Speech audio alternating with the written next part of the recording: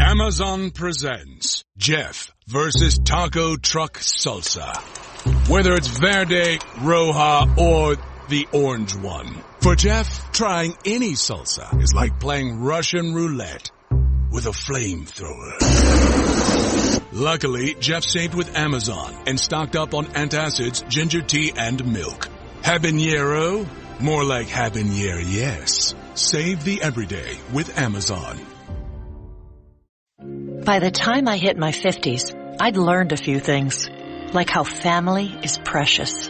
Work can always wait. And 99% of people over 50 already have the virus that causes shingles. Not everyone at risk will develop it, but I did. The painful, blistering rash disrupted my life for weeks. Don't learn about your shingles risk the hard way. Talk to your doctor or pharmacist today. Sponsored by GSK. Choice Hotels gets you more of what you value. Here's a little tune to help you remember. Same drive, different day. Don't you wish you were getting away? Pack your bags and come on through. Texas, Ohio, Alaska, we're up there too. Comfort Inn, it's calling your name. Save on the stay. Oh, and free waffles are yours to claim. Well, I hope you like my little song. Book direct at choicehotels.com. Institute here in Dallas. The program is open to any man or woman interested in broadcasting as a career. For application details, call the Scholarship Coordinator at KRLD 634-1080 during business hours. That's 634-1080.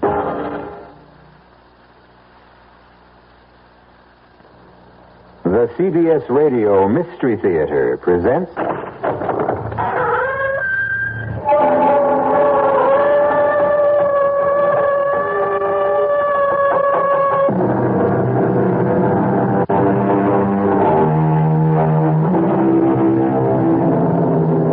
Come in. Welcome. I'm E.G. Marshall. Welcome to the sound of suspense. Welcome to the fear you can hear. But mostly, welcome to the world of terrifying imagination. In this story, you're going to meet what some people call a shutterbug. You know what a shutterbug is. The kind of person who never goes anywhere without a camera swinging from a strap around his neck. Who is never content unless they're aiming a lens in your direction, whether you want to be photographed or not. But unfortunately, this particular bug is the kind that many people want to crush under their feet. We all want to get rid of Kellerman. We want to kill him. And so do you. That's a lie. You hate his guts as much as we do, Mr. Bailey. Why don't you admit it? Of course I hate him. But that doesn't mean I'm ready to commit murder. Well, we're ready, Mr. Bailey. And you'd better be, too.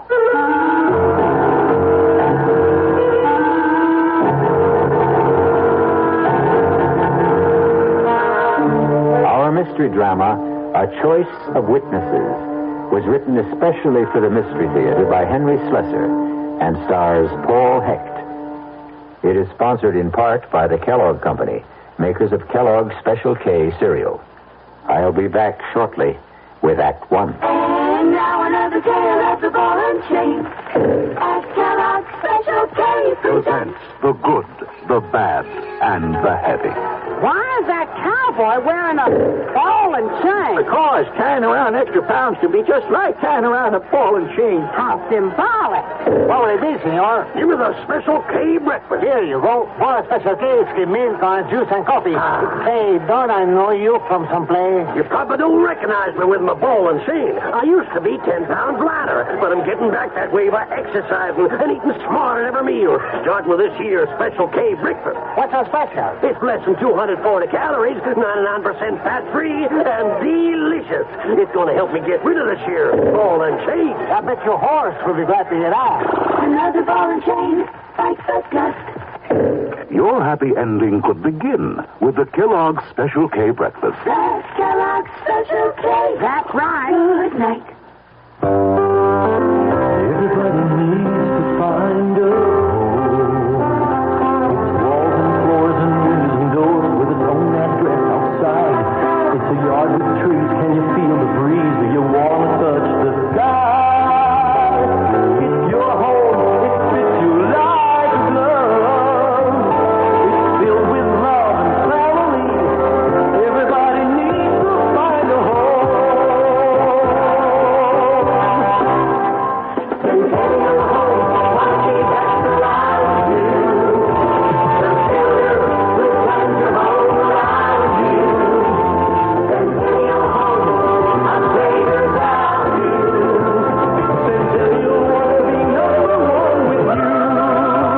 Centennial wants to be number one with you. They're offering the lowest interest rates, 7 3/4% on homes purchased FHA or VA. Check Sunday's newspaper or call Centennial at 434-1661.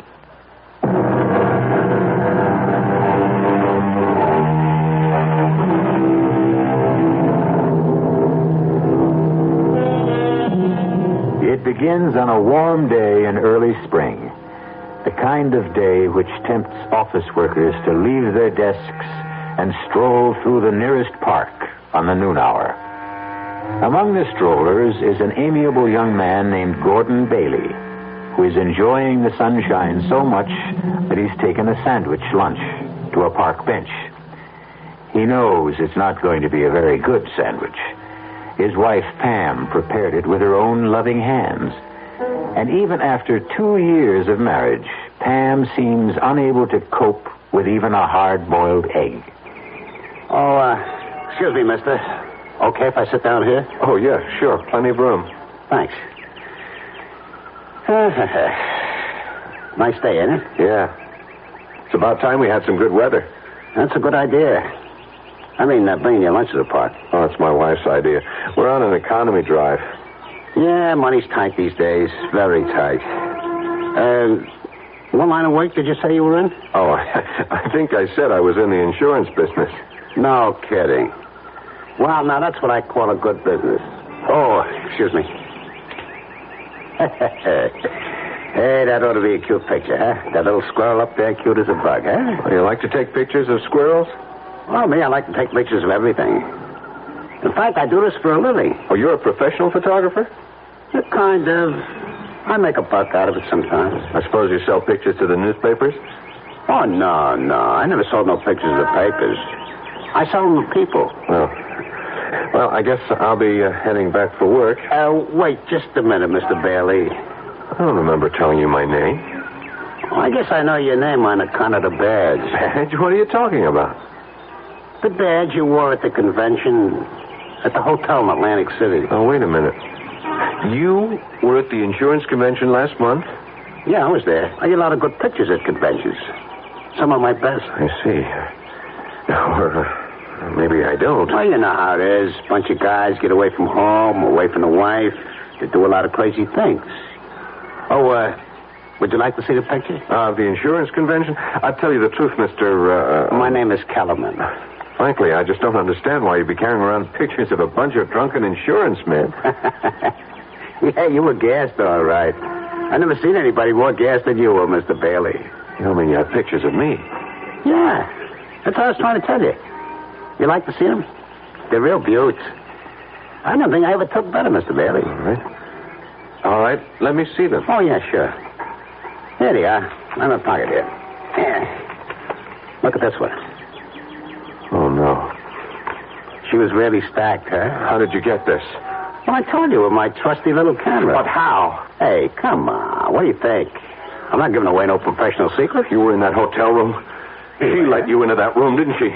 You must have been hiding someplace. Hey, don't do that. Don't tear that. What do you think I'm going to do with them? Oh, come on, Mr. Bailey. You know I got negatives. I can print up 2,000 of them if I want. What is this? Blackmail or something? Nah. It's like a business deal, that's all. I figure I got some pictures that you want to buy. And I got them myself. How much did you pay her for the privilege of being in that room? The question is, how much are you willing to pay? I mean, so your wife don't get a complete set. Huh? Are you willing to sell me the negatives? I didn't say that. I got a different kind of deal of mine. You know what would happen if I told the police about this? Well, a guy did that to me once. It was a meatpackers convention. He called the cops. They hauled me in. I said I was just a photographer working a convention, that's all. I was selling pictures of the guys there. He couldn't prove nothing against me on account of, you know why? It was true. I am a photographer. I do work conventions. I sell regular type pictures, too. But they're not as profitable as these, are they? You know, that guy became one of my steadiest customers. Only then his wife divorced him anyway. He wouldn't make no more payments. Payments? Are you saying this is a regular thing?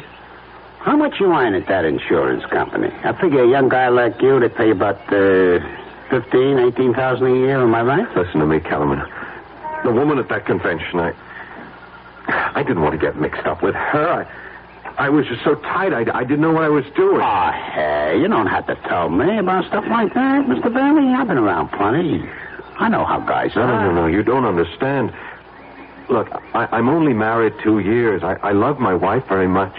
And the only reason I got into that stupid mess was because of my boss. I didn't want to insult him. He was drunker than I was. Oh, come on, Mr. Bailey. You don't have to explain nothing to me. I know you don't want that nice little wife of yours to see these dirty pictures. And I don't want to show them to her, believe me. She'd never understand. Pam would never... Listen, I'll tell you what. I'll give you a flat price for the negatives, and that'll be it. Understand? I got a nice bonus recently. I'll give you a $300 cash tomorrow afternoon. How does that sound? Now, listen to me, Mr. Bailey. People are real funny about this kind of business. They never believe a guy like me can, well, like, be honest, you know? Honest?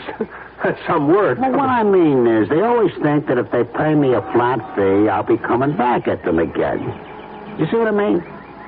Even if I did give you the negatives, you'd figure I had copies someplace that I could hit you again any time, right? Look, I'm willing to take your word for it. Nah, Mr. Bailey, nah. You just spend the rest of your life worrying about me coming back. Am I right? But this way, you just make one small payment to me every month, like you pay the electric bill or the rent, you know? How much? How much do I have to pay? I figure you for about $40 a month. Now, that's not so terrible, is it? Just $40 a month? How do you collect the money?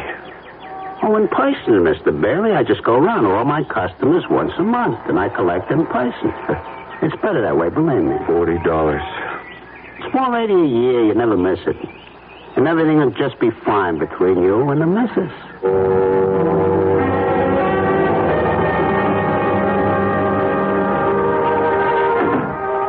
That you, honey? Yeah, it's me. Hey, shut up, you mutt. Hi, darling. Oh, be quiet, Lockjaw. It's your Lord and Master. I'm sorry I'm late. I decided to do a little Christmas shopping after work. I forgot how long it takes to fight those crowds. Oh, what a gorgeous package. There's something for me? Never mind. Well, just in case it is, here's a big kiss in advance. Hey, you smell good. Is that a new perfume? It's the same old stuff. The one I'm practically out of. Hint, hint, hint. Oh, cut out that hinting. I've already spent more money than I should. Oh, speaking of money, that man was here. What man? You know, the one that comes around every month. That Mr. Kellerman. Kellerman? What the heck was he doing here? It's only the 19th. Well, I don't know, Gordon, but he was here just the same, looking for you. What did he say? Nothing. Just that he'd be back later. Later today? Mm-hmm. You know, Gordon, I just can't bear that awful little man. Did you ever get a look at his eyes? And that camera he wears around his neck. Listen, is he going to be coming around every single month? I told you, honey, he's collecting payments on the car. Well, why can't you make the payments by mail? Because that's the way he likes it. Maybe he moves around a lot. Well, he gives me the creeps. You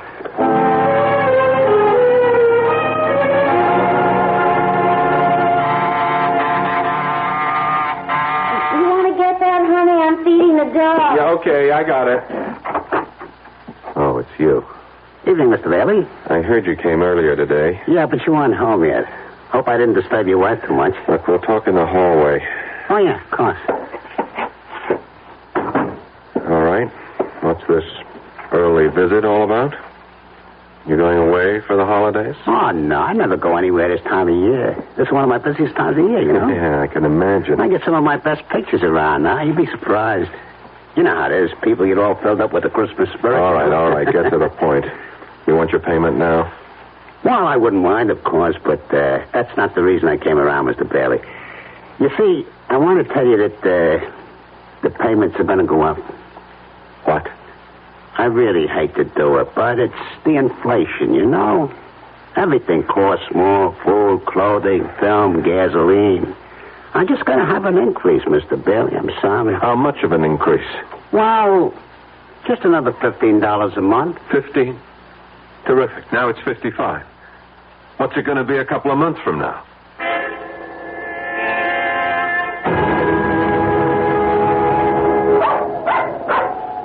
Shut up, Lockjaw. Excuse me, Mr. Bailey. Yeah. What can I do for you? May I talk to you for a moment? Do I know you? No, I don't think you do. My name is Bliss. Dave Bliss. Yeah?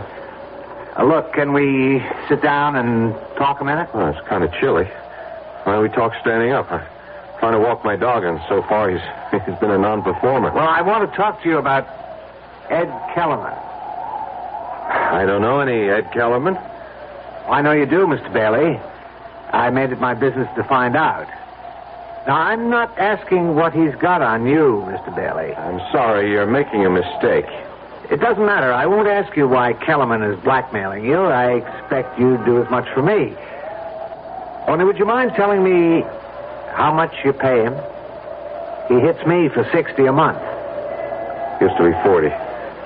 Price went up last month. 55. You mind paying it? Of course I mind. So do I.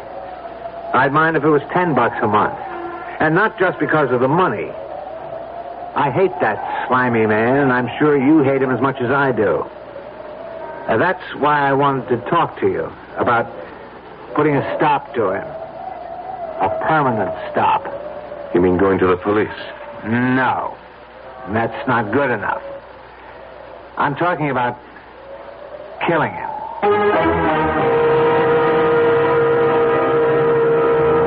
Every problem has a solution, they say.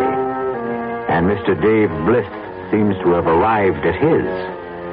The obvious question here is, do two wrongs make a right? We'll find out what Mr. Gordon Bailey thinks about that dilemma when we return shortly with Act Two.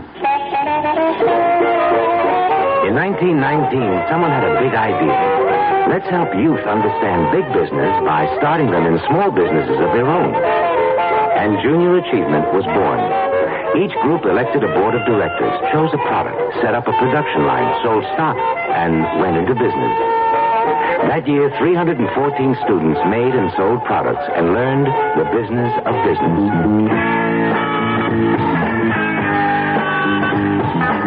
Today, Junior Achievement has grown to nearly 200,000 members. Junior Achievers are designing and marketing their own products and services, from cutting boards to printing. They're organizing sales efforts, writing marketing plans, calculating profit and loss. Running these small businesses helps Junior Achievers understand how big business works. Support Junior Achievement, where youth learns the business of business.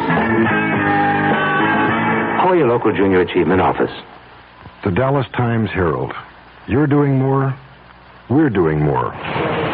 With 100,000 people in Dallas playing tennis, you can imagine there's a lot of interest in the kind of coverage tennis gets in the newspaper, and how much attention is... What is the Dallas Times-Herald doing to satisfy the growing number of tennis fans and players in Dallas? Listen to sports writer Tim Taylor. So we don't treat tennis as a 3 times a year sport to be covered only when there's a major professional tournament in town. We try to emphasize what's happening in Dallas at the grassroots level, with stories that range from developing junior players to high schools and colleges to the average player who may not belong to a tennis club or league. And what this does, of course, is to... You're doing more to learn what's going on. We're doing more to tell you. And there's a simple way to prove it. If you're not a Times-Herald subscriber, call this number, 744-6101. The Dallas Times-Herald. You're doing more. We're doing more.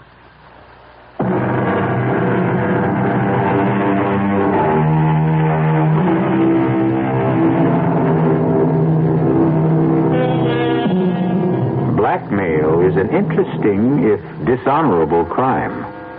It has the unusual facility of making the criminal feel virtuous himself.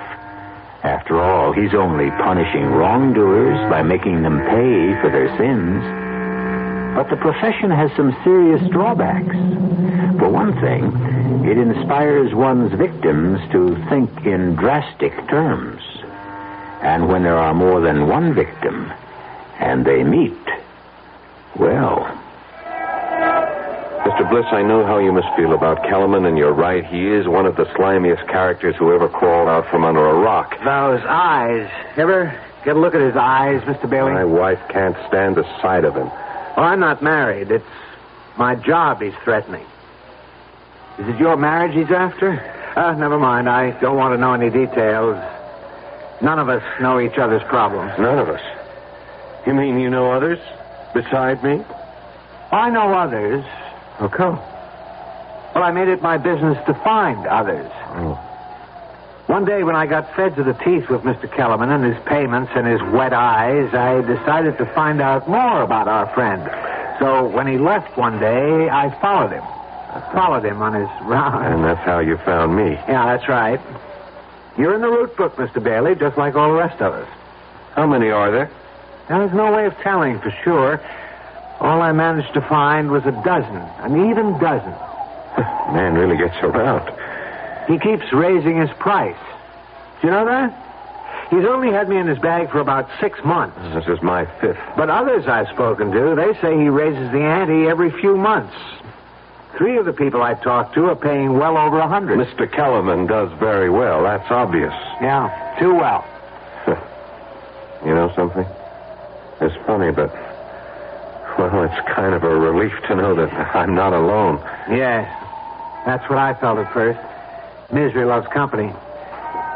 But the satisfaction doesn't last, Mr. Bailey. You still live every day of your life with that sword over your head. I know, but it's still not a reason for using words like killing.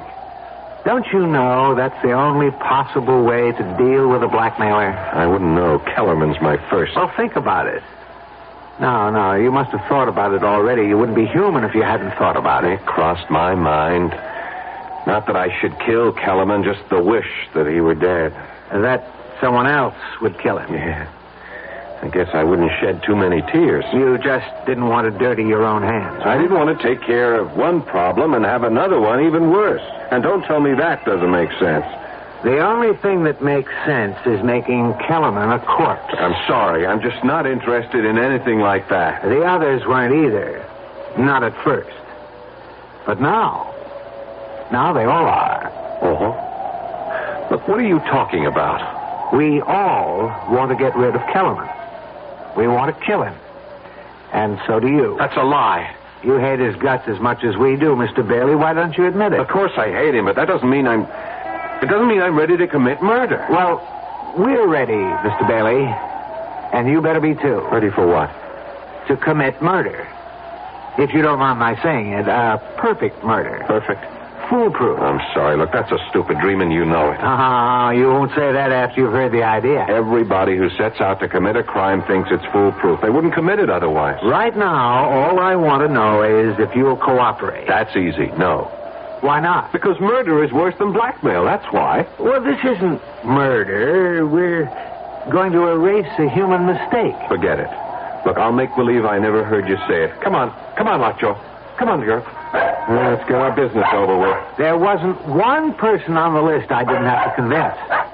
But when I told them that there was no chance of any of us being caught, that's when they dropped their objections. All right. What foolproof scheme for murder do you have? It's foolproof because it won't be murder. It'll be an accident. If anyone gets into trouble, it'll be me. Just me. I'm going to kill Kellerman with my car when he's making the rounds one night. I have the time and place all figured out. Just before midnight on Carroll Street. An accident? Right. So, now you know the favor I'm doing you. I'm taking the risk all by myself. You think the police are that stupid? Murderers get caught even when they frame accidents. Oh, this is different. Why? Because of the witnesses. What? I'm going to have witnesses. A lot of them. All disinterested parties. Nothing to connect them with each other. And they'll all tell exactly the same story. What they saw, how it was all Kellerman's fault, getting hit by my car. All right. Stop. Don't tell me any more. You've already told me too much. No, you've got to hear the rest of it. You're a part of this like everyone else. Don't you see the beauty of it? Safety in numbers. If you ask me, you'll all get caught. No. Don't you understand? When a group of citizens all testify exactly the same way, I mean reliable citizens from every walk of life, you ought to meet some of Kellerman's victims. One is a college professor, 2 are doctors, there are 4 housewives, a bartender who owns his own joint, 1 working stiff, 1 person in city government. You might as well know that's me. Bliss. Wait a minute, I've seen your name. Something about the Transportation Authority? One of them is in the insurance business. They're all with me, Mr. Bailey. Every one of them has agreed. So many witnesses to one accident? Well, we won't need everyone. Some of them won't be asked any questions by the police, but they'll all be there just the same. We'd like you there, too. You're nuts. Do you know that? You and the rest of... I won't have any part of this. Don't you see? It can't miss. It doesn't matter. I don't want to have any part in killing a man. How come, Mr. Bailey? Have you got religious scruples or something? Maybe. You've got scruples, but you did something rotten enough to make you a blackmailer's victim. I didn't commit murder. Look, you got a good idea about getting everyone together. Maybe if we all went to the police. Oh, no way. Whatever it is you don't want known about yourself, my friend, it'll come out the minute Kellerman gets arrested. Now, my way is better. I can't buy it. Look, I'm sorry. My dog is getting tired, and so am I. Come on, Lockjaw. Now, wait a minute now. Want my advice, Bliss? Don't go through with this. Find some other way. There has to be one. Goodbye. Bailey. Yeah? What if we do it? You'll be sorry, that's what. Sorry? Why? Because you'll tell the police the truth? I didn't say that. Goodbye, Mr. Bliss.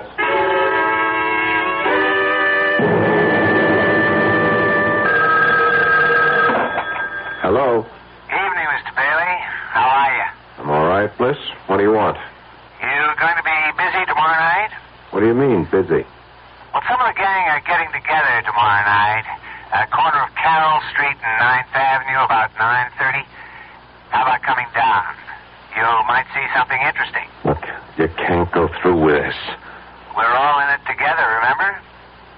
You might not have to do a thing. Just stand there and see it happen.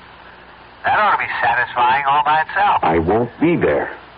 Well, we'd sure like to have you, Bailey. You won't get away with this. Nobody ever does. You're wrong about that. But I won't give you an argument. Can we count on you? No, you can't. I won't be there, and I won't help you in any way.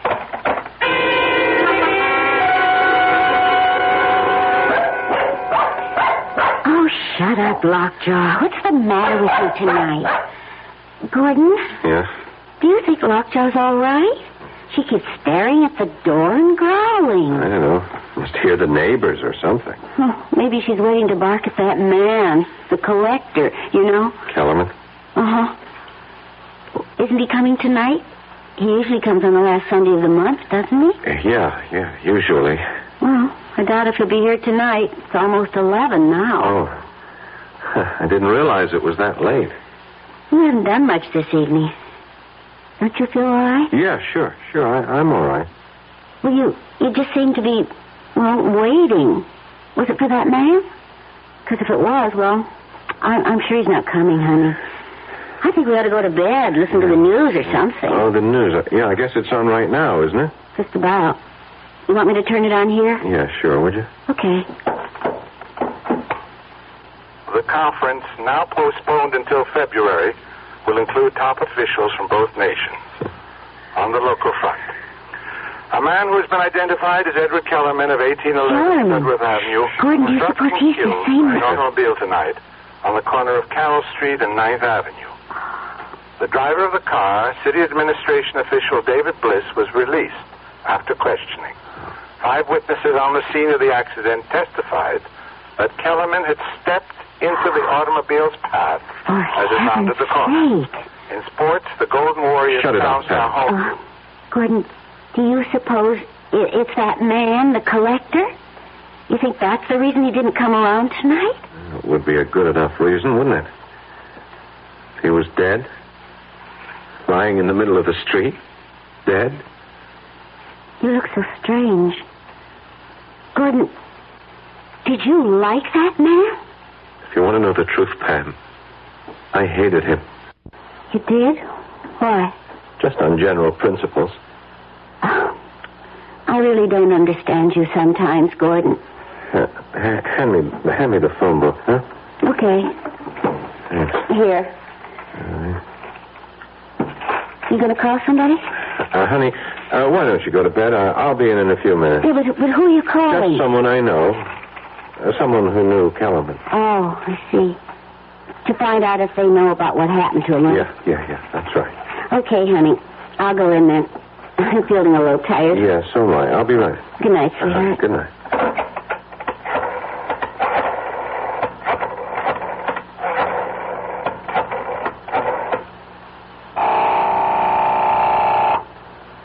Hello? David Bliss? Yes, who's this? Gordon Bailey. What do you want? I heard the news tonight. About Kellerman. Well, you don't have to thank me. I did it for myself. And you did go through with it, huh? You can relax now, friend. You've just saved yourself $55 a month, maybe a lot more. Your remittance man won't be coming around again. You ought to go out and celebrate. I know what I ought to do. What's that? So long, Bliss. I just wanted to make sure. Hey, Bailey.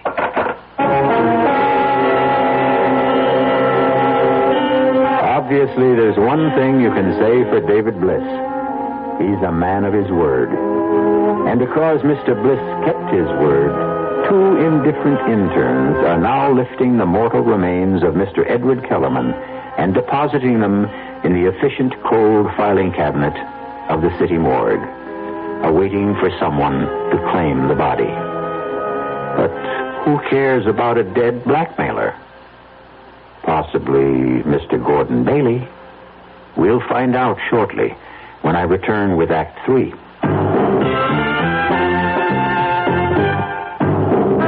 Ever had a tall, frosty glass of Amplitude?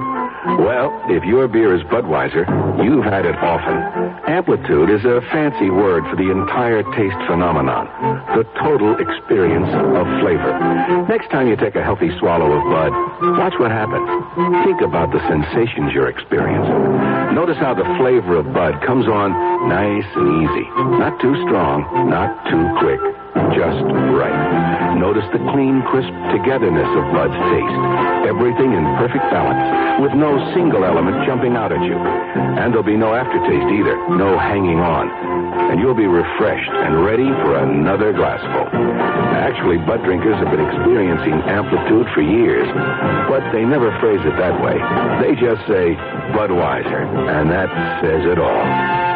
Anheuser-Busch, St. Louis. Your first power tool was probably a power drill. It was really useful, even for simple jobs. It's still useful, even now that you've gone on to more difficult projects. Hi, Frank Lieber here for True Value Hardware Stores, and they've got an essential companion for your power drill. Black & Decker's electric drill bit sharpener.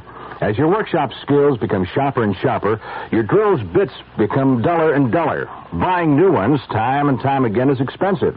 Black & Decker's drill bit sharpener will make them sharp as new again.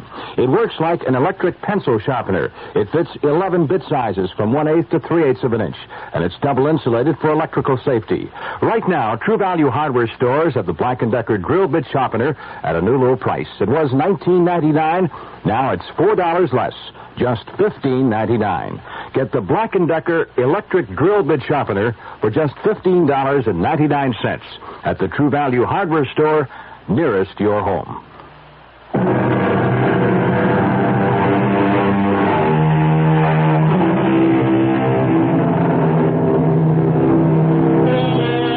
As David Bliss and company managed to commit the perfect crime, so it seems, since the death certificate for Edward Kellerman simply states the cause of death as accidental.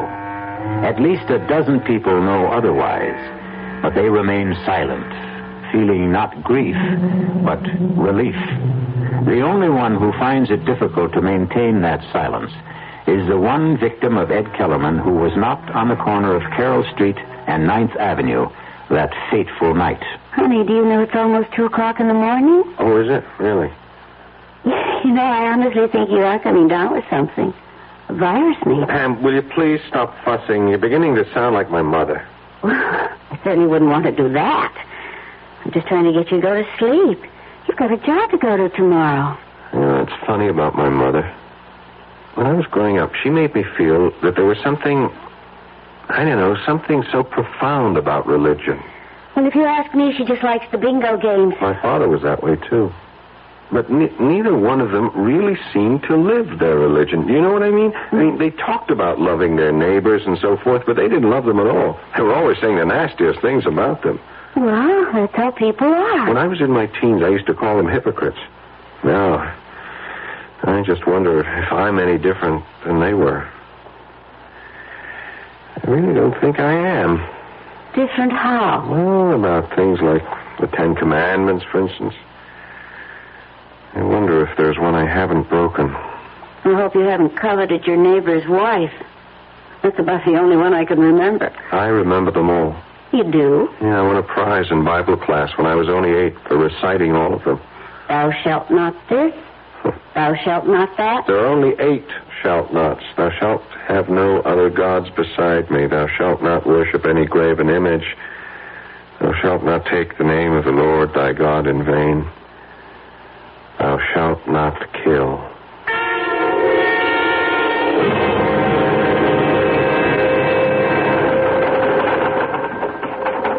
Yeah, sure. I'll have that file completed in time for the meeting.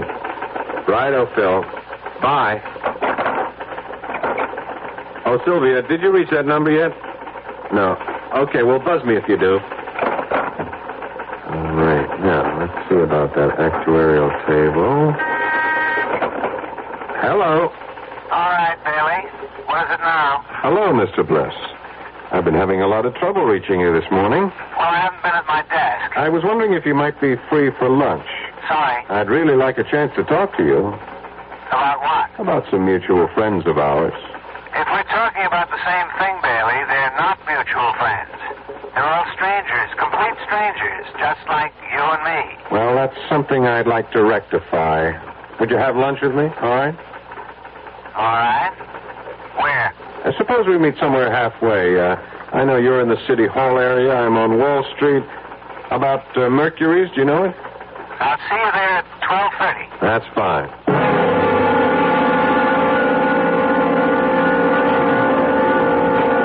All right, Bailey, let's have it. You don't want a social lunch. You have something on your mind. You're right. Something I can't get off my mind. How about our old friend Kellerman, I suppose? You remember what you said about him? How he was a sword hanging over your head? So? He's still that for me, Mr. Bliss. He is exactly that. Kellerman is dead. He won't be ringing your doorbell anymore. How come you're not grateful for that? If Kellerman had really been hit by a car, if he had a heart attack or something, yes, I admit I would be glad about it. I would have gone out and celebrated. I would have slept very well at night. But the way things are, I'm not sleeping at all. Try pills. I'm just sorry you ever came up to me in that park. If I didn't know it was going to happen the way it happened, it never would have bothered me. But I do know. And it bothers me too much. So? The thing is, I don't know if I can live with it. You want to be more specific? I don't know if I can spend the rest of my life with this thing on my conscience. Your conscience? Look, you had nothing to do with Kellerman's death. I don't know what you think Kellerman had on me, Bliss, but it wasn't anything illegal. Just immoral, right? It was something stupid I did. Well, there was nothing stupid about what we did. Wasn't it? Are you really so sure you've committed the perfect murder? Shut up. Don't you ever use that word in front of me. You're still afraid, aren't you? Afraid of being found out. It can't happen. Not as long as we all stick together. Oh, safety in numbers, right? When the police came, they only questioned 4 of them. Every single one told the same story. There was no reason to doubt their word. Why should there be? Because there was no connection between them. Right. They were all strangers. Nothing to tie them to each other. Except Kellerman. What about the records he might have kept? His little black notebook, for instance. We thought of that, too. First thing we did when we went to his body was lift that book right out of his pocket. Oh, what about the apartment? What about all the stuff he had there? The second thing we lifted was the key to his apartment. One of our guys, Joe, the bartender, went straight there. He cleaned out every scrap of paper in the place, every single one of his rotten photographs. You were very thorough, weren't you? Yeah. We were thorough, Bailey. And you ought to be grateful, not worried. I am worrying. I'm worrying about whether or not I should... Go on. Whether or not you should what? Bailey, are you thinking about going to the police? It occurred to me. You mean you'd turn me in? I don't know. I just don't know. Did it ever occur to you to turn Kellerman in? Yes, often. But did you? No. Why not? Wasn't he committing a crime? Wasn't he disturbing your precious sleep, too? Yes, he was. But you didn't turn him in because you were afraid for yourself. Isn't that the truth? I suppose so. So all this morality of yours, this conscience you talk about, you didn't discover you had any until Kellerman was gone, until he was no longer a threat to you. Isn't that true? I still say blackmail isn't murder. Bailey, I've got news for you. I wasn't going to tell you this unless it was absolutely necessary. Tell me what? Kellerman may be gone, but his photographs are still around. What? You heard me. We have all of Kellerman's negatives, all the dirty pictures he ever took. Most of them have been returned to his victims. Everyone who cooperated with us. I see. That means we have your pictures, too, my friend. You understand? And if I don't cooperate, I get a new blackmailer. No, that isn't the way it is at all. Kellerman bled you, Bailey. Every month he came whistling up to your front door asking for money. More and more money all the time. But that's over now.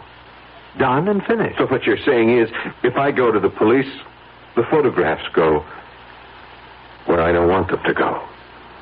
I'm sorry to use Kellerman's own tactics, but you're forcing my hand. Bailey, please use your head. You've got nothing to gain and everything to lose. Somebody's done you a favor. The only way to show your gratitude is to forget it. What do you say? Well, I'll think about it. That's all I can tell you.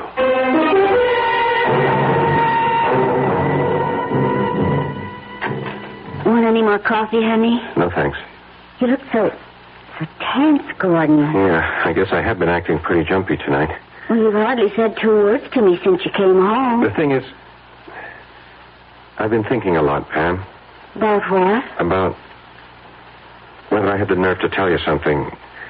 Something that happened about, 7 months ago. What do you mean? Pam, you remember that insurance convention I went to back in July in Atlantic City? Of course I remember. I couldn't go with you because of Mother being in the hospital. I wish you had been with me. Then nothing would have happened. What did happen? Did you get into some kind of trouble? Yeah, I got myself into trouble by being stupid, by drinking too much and letting Hal Emmons drink too much. Emmons? You mean your supervisor? I was still new on the job. You remember, Pam? I wanted to make good. Yeah? I was afraid of Emmons taking a dislike to me, afraid of crossing him. We both got drunk that second night. Emmons insisted that we pick up these girls. Gordon. Honey, I swear, I didn't want anything to do with it. I wasn't the least bit interested, but, Emmons is the kind of guy who uses conventions to swing a little, I told him I was crazy about my wife, that home cooking was good enough for me, but he just pressured me, Pam. Oh, Pam, can I make you understand? Well, go on. What happened? Well, we brought the girls upstairs. Oops. They had adjoining rooms. They were professionals, you see. Gordon. Oh, honey. Gordon, why do you have to tell me about this? Please don't cry. I wouldn't have known if you hadn't told me. It's on my conscience, Pam. You're good. Oh, sure, I could have kept my mouth shut, but I guess I needed to tell you. I guess I wanted you to know so that you could forgive me. I've been tortured about it for months, honey. You have no idea what torture it's been for me. But that's the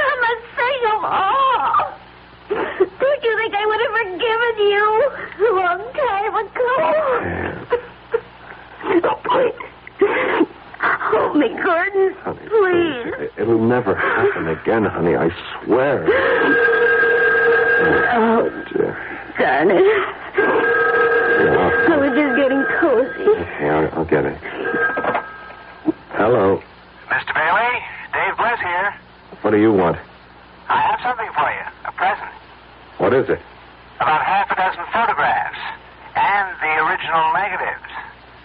I decided they really belong to you. That if you knew you were really out of danger, you'd sleep a great deal better. Do you want them? All right. Put them in my mail, to my office.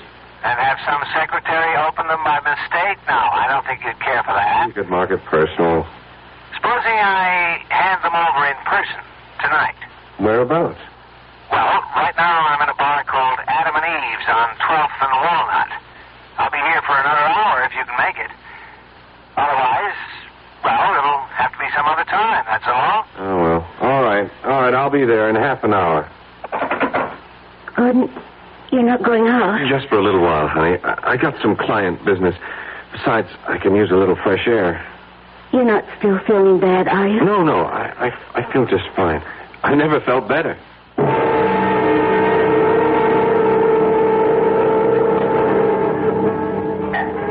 Maybe I'm crazy to do this, Bailey. Maybe I'm putting my neck into a noose, giving you back these photographs. And why are you doing it?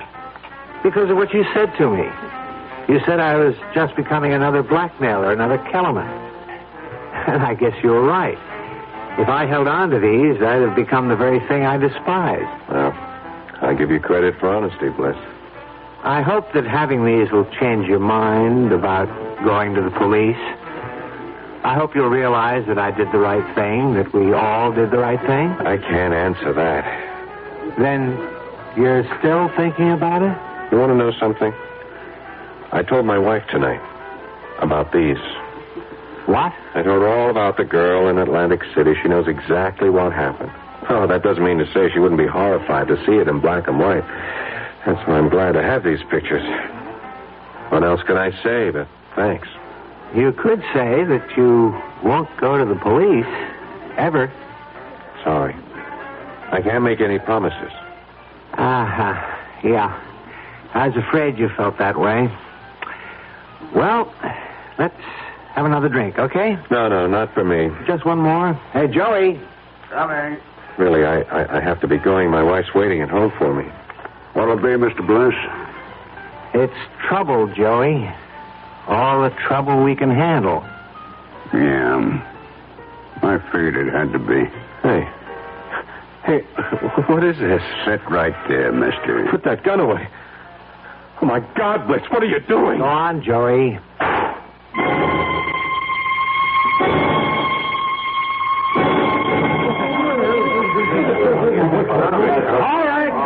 All right, let's get the story straight now. What happened here, Joey? Look, Sergeant, you know me. You know I don't like trouble in my joint. Well, what did the guy do? Try to hold you up? That's right. He come in, he sat down at the bar, he pulled out a .45 and stuck it in my gut. Well, that's a strange one, all right. I mean, the guy was some kind of insurance executive. If that's all I understand. Well, he must have gone off his nut, Sarge. Look, you can ask anybody, all of my customers. This gentleman right here was at the bar. Yes, officer. My name is David Bliss. I'm with the city, officer, and the bartender's right. The guy just sat down and pulled out the gun. No, that's true. And then the bartender tried to grab it away from him. It went off. What's your name, lady? Mrs. Edith Chester. It was a pure case of self-defense, Sergeant. I'm just glad nobody else got hurt, you know. Yeah, you were lucky, Joey. You were all lucky. Okay, I'll need some statements now from some of you other witnesses.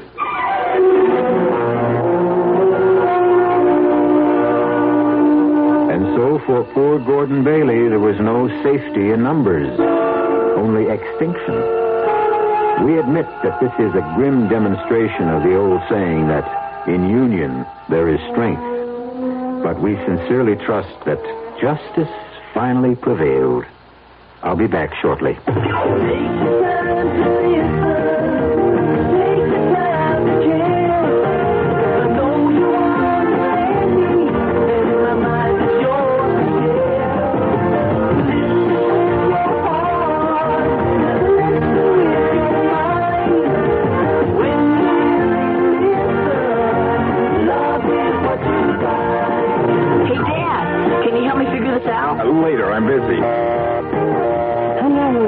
Daddy, let's talk. Daddy, do you know what happens to bears in the wintertime? If all they hear is your busy signal, some very important people might stop calling. And there are messages you can't afford to miss.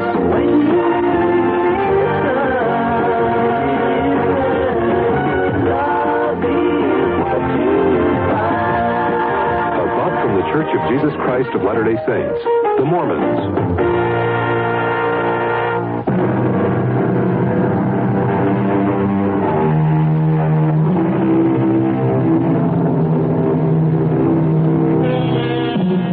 If there's a moral to this story, it might be that eyewitnesses can't always be trusted, even when they're being honest. Of course, we don't worry about your eyes on this program. We're interested in your ears, and we have good news for you. Many thousands of ears are now listening to these exercises in imagination. We hope you'll continue to be an ear witness. Our cast included Paul Hecht, Evie Juster, Ralph Bell, and Robert Dryden. The entire production was under the direction of Hman Brown. And now, a preview of our next tale. Even if all you say is true, that this man was Richardson's murderer, you can't help John Lindell any longer. He's beyond that. But his name, don't you want to clear his name? Have you any proof, any living witness? Just myself. But you'd be willing to involve yourself? Start a whole new investigation, open up the whole dreadful mess again? Mrs. Canby, do you know that John Lindell had a daughter? No. But wouldn't that be all the more reason to do something? His daughter's married, living in Minneapolis, a husband and 3 children. People have forgotten about her father by now. Would you want that poor woman to see his name dragged through the newspapers a second time? But if her father was innocent... Forget it, Mrs. Canby. That's my advice to you. The old wound is healed. Don't reopen it. Radio Mystery Theater was sponsored in part by Anheuser-Busch Incorporated, brewers of Budweiser. This is E.G. Marshall inviting you to return to our Mystery Theater for another adventure in the macabre. Until next time, pleasant dreams.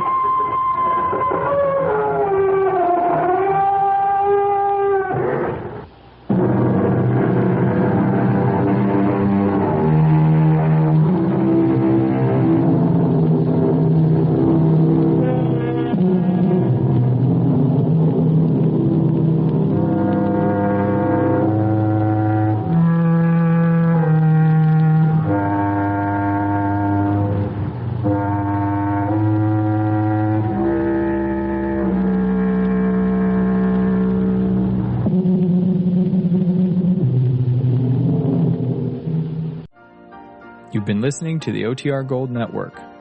Find more classic radio at otrgold.com. Suffering from dry, tired, irritated eyes? Don't let dry eyes win. Use Sustain Pro. It hydrates, restores, and protects dry eyes for up to 12 hours. Sustain Pro. Triple action dry eye relief. I wrote a little song to remind you, Choice Hotels get you more of the experiences you value. The Cambria Hotel's got it all. A rooftop bar, have a ball. Cocktails up here feel just right. Is Cambria amazing? Alright. Bring a date, your team, or even your mom. Book direct at choicehotels.com. See you on the roof.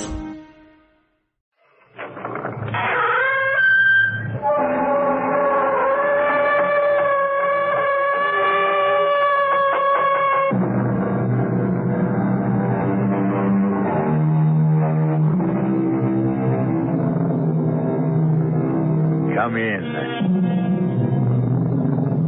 Welcome. I'm E.G. Marshall. Welcome to the sound of suspense. Welcome to the fear you can hear. Even before Phoenicians first sailed out of the Mediterranean and opened up the 7 seas to mankind, the rolling waters of the world have boiled from their depths some of the greatest stories of adventure, romance, and mystery. And of all the stories dredged up from old Davy Jones' locker, I think my favorite is the strange and seemingly insoluble puzzle of what happened to the Annabella. How best to start the story? Oh, yes, of course, why not? Let's read from the log of the ship that found the Annabella becalmed in the doldrums. August 7th, 1865. Log of the Penguin, Captain Brisket commanding. No wind again this day as we drive through the doldrums, moving by paddle and steam to find becalmed a merchantman named Annabella. No answer to repeated hails. Sent Mr. Bascom to board her. His report as follows. Not a living soul aboard. The boat's still snug in the davits. The captain's table freshly set for 6. The crew's meal warm in the galley. All shipshape. The log records an uneventful voyage with no clue as to why she should have been deserted. Not a living soul aboard. Not even a rat. What can be the answer to the mystery of this ill-fated ship? I cannot even guess. I fear no one will ever know.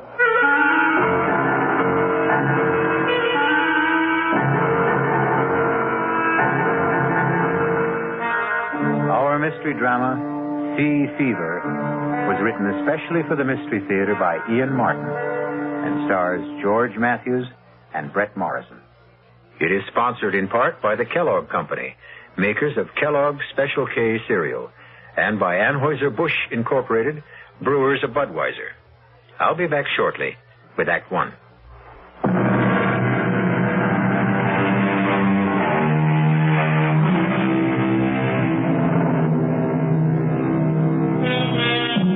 The Annabella set sail from Charlestown Harbor on the 13th day of July, 1865.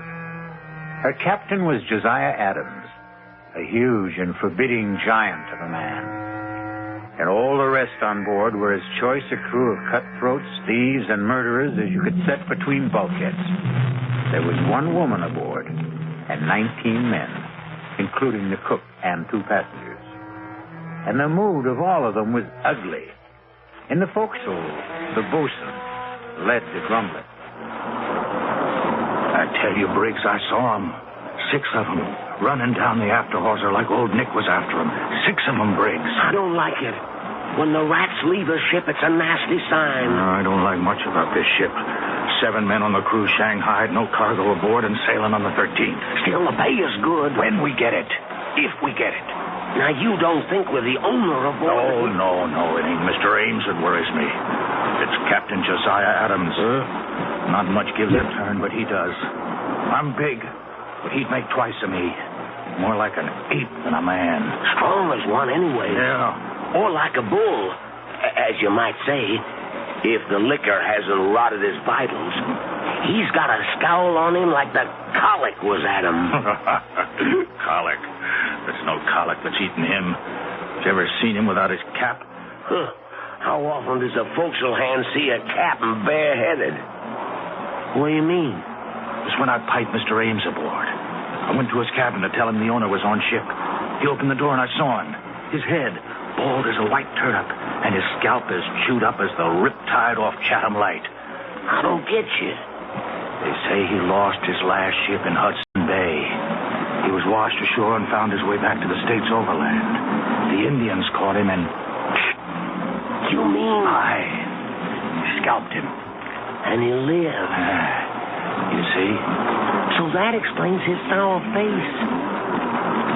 He mightn't be a bad master at that. I wouldn't count on it. I think his heart is as black as his skull is white. Don't forget the rats. There's 4 bells. Your trick at the wheel. Let's not keep Mr. Peabody waiting. Come on. What more do you know? Why don't you ask the captain himself? I think you're full of wind. I'd best get to the helm. You're afraid to ask the captain, Briggs. Why don't you ask the mate? Just this way. Tell me, Mr. Peabody, where are we sailing with no cargo? Why did we have to Shanghai half a crew? Take a leg there, Briggs. Charlie, all bells sounded and gone. Stand to the wheel. Aye, sir, Mr. Peabody. Mr. Peabody, sir. Yes? It's like I was wondering to myself, as it might be, where are we headed for, sir? Africa. The Gold Coast. I knew it. I knew it in my bones. You knew it? Why did you ask? It's blackbirding. That's what it is. Slave trade, ain't it? The slave trade is dead, I believe, Briggs. In America, legally. But not in Brazil. They still pay fancy prices in Brazil. That's what it is. I might have known. And if it is, would you object? Me? Not if the pay is high enough. One question, sir? Any further questions or answers you'll have to get from the captain. Mr. Ames or his fellow passenger, Mr. Rogers. After you've stood your watch. They're in the cabin if you'd care to risk it. Ah, sir. So it's blackbirding, eh? Just what Christopherson guessed.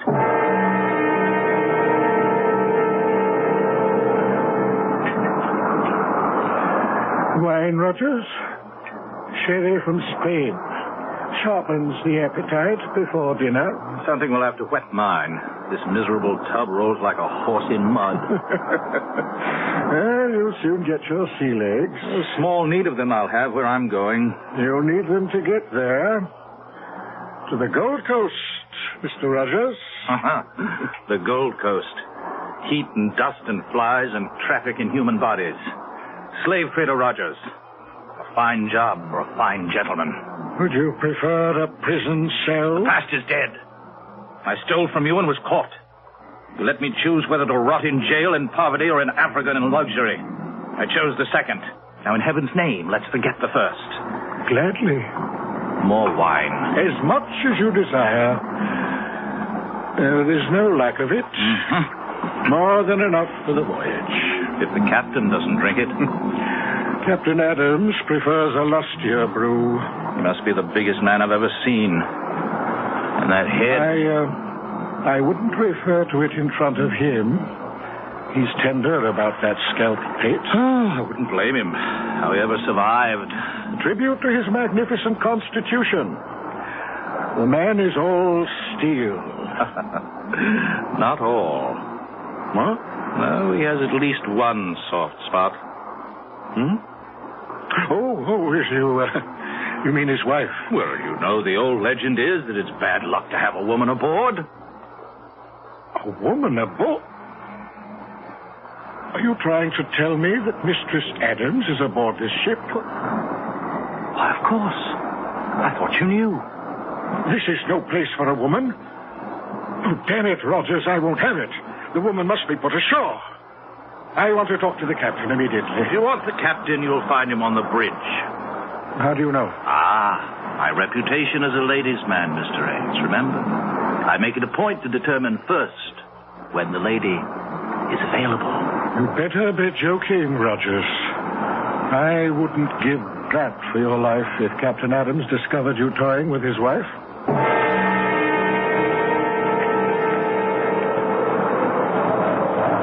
Wind's freshening, Captain. That's God's worry and mine, Seaman, not yours. Hold it to the point. Aye, sir. Captain Adams. What is it, Mr. Ames? A word with you, sir. No. What? You heard me and get off my bridge. No one sets foot behind the wheel except on my orders or invitation. Yes, sir, I take umbrage at your attitude. Take what you will. My only concern when I'm on this bridge is the sailing of this ship. Now, will you take yourself off it? I'll meet you after the watch. 6 bells in the saloon, and you can have your word with me. I'm afraid that's not good enough, Captain. You forget... Good enough or not, it will have to serve. Now, will you go below, or do I have to throw you off bodily?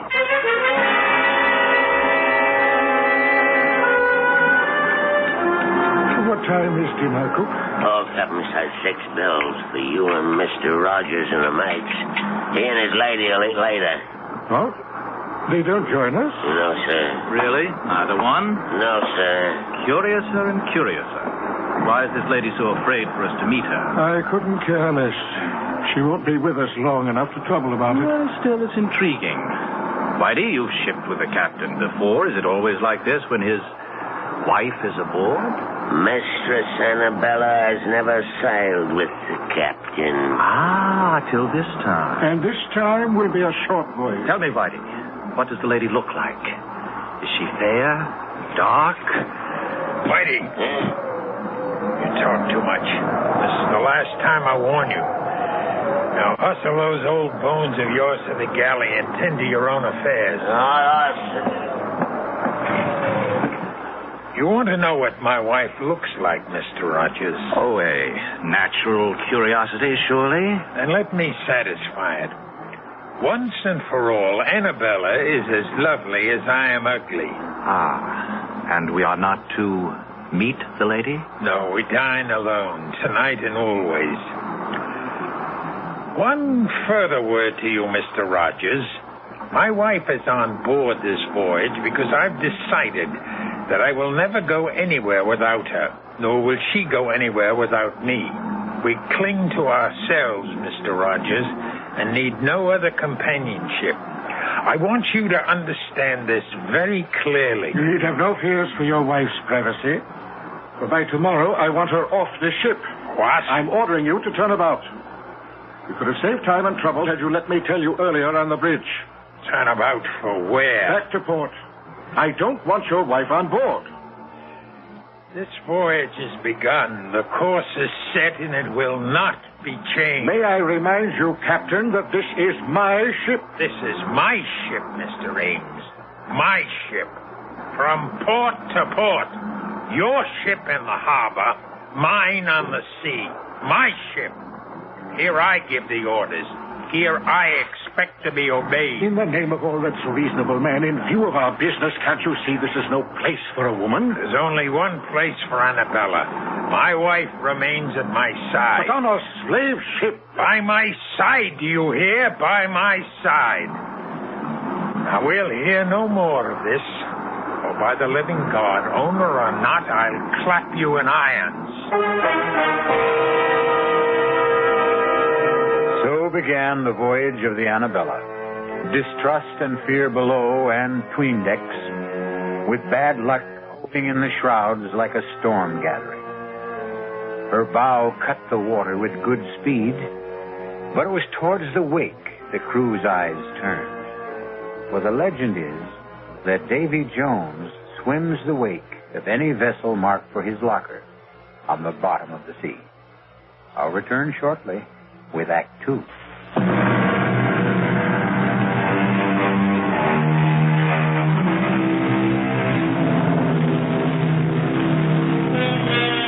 For the first week, the Annabella sailed southeast by south, beating down towards the tropics.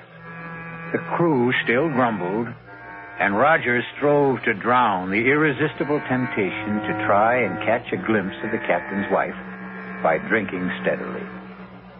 Two things served to deter him: the captain's wary vigilance and his fear of the sheer brute strength of the man. But once the ship veered due east and the mounting seas demanded more and more of the captain's time on deck, Roger's courage and desire began to grow.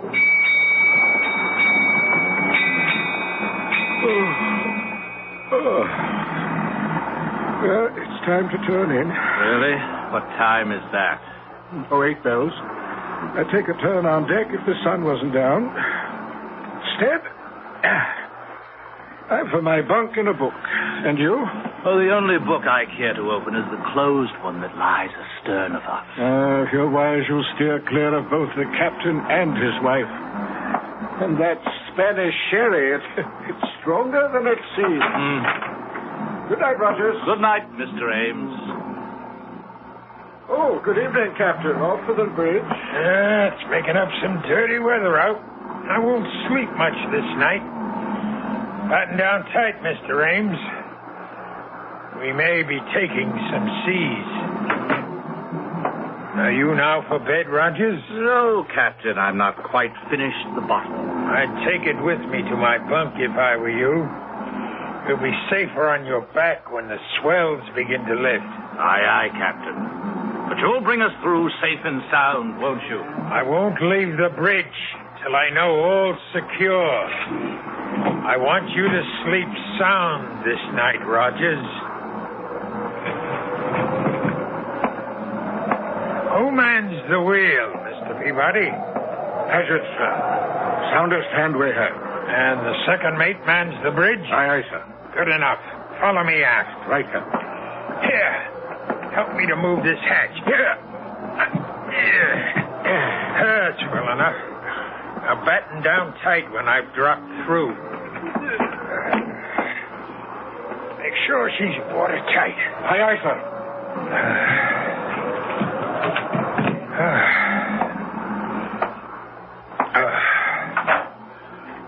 Who's that? Who's there? Oh, Josiah. I thought you were gone to the bridge. I intended you to think so, Annabella. Disappointed to find me back so soon? Disappointed? No. But how did you come back? Through the stern hatch. But why? I had my reasons. You're sure you're not disappointed that I returned? No, dear. You don't find it lonely shut in here in the cabin? Well, sometimes. I'd like to go on deck and feel the fresh salt breeze on my face. And meet the crew or the passengers, perhaps? Perhaps. At least the passengers. The owner of the ship and... Mr. Rogers, isn't it? You know his name. Whose name? Rogers. You said it just now. How did you know his name? But you've mentioned it to me yourself, Josiah. How else would I know? And you love me, don't you? Of course, Josiah. And you'll never leave me? Never. Oh, forgive me, please, my dearest. You mustn't mind my jealousy. That Rogers, I see that look in his eyes. A hunger. A burning hunger for the sight of a woman and the feel of her body beneath his hands. Annabella, you knew his name. If you've been deceiving me... I've never even seen the man. How can you accuse me of ever forgetting I'm your wife? How can... What is it? Someone's coming to the cabin. Who is it? I don't know. Who is it? Josiah, what's in your mind? Whoever it is, I swear... Go in the inner cabin. But you... Do as I say. Very well, Josiah. Mistress Adams, are you alone? Come, I know you are. I saw the captain off to the bridge for the night. Will you allow me to introduce myself? Thomas Rogers, gentleman, at your service. Can I persuade you to share tonight's vigil and join me in a glass of sherry? Oh, how kind of you. The sight of a pretty face. A pretty face, Rogers? Captain Adams. Mine was not the face you expected to see. Oh, you see, I thought you'd gone to the bridge. So you did. Won't you come in? Well, I think... Come in. You wanted to meet my wife, didn't you? Well, yes, I must... But not with me present, right? Believe me, Captain, you do misunderstand. Oh, no, Rogers. The misunderstanding is all yours. Your first sea voyage, you said. You should have said your last. No. In the name of God, my wife. Do you hear me? Mine, and no one shall touch her but me. No one will take her from me. No one. Josiah, what happened? I heard it. Oh, you killed him. I should have snapped his neck like a chicken. I wanted him to suffer. But how could he? He was nothing to me. No one shall have you but me. Josiah, aren't you afraid? Afraid? The owner, the crew, everybody on board. When they find out... They won't find out. No one knows he's here. He'd make very sure of that. His body will go out the stern window and into the sea. Men have fallen overboard on a rough night like this, especially drunken men. No one will know what happened to him except you and me.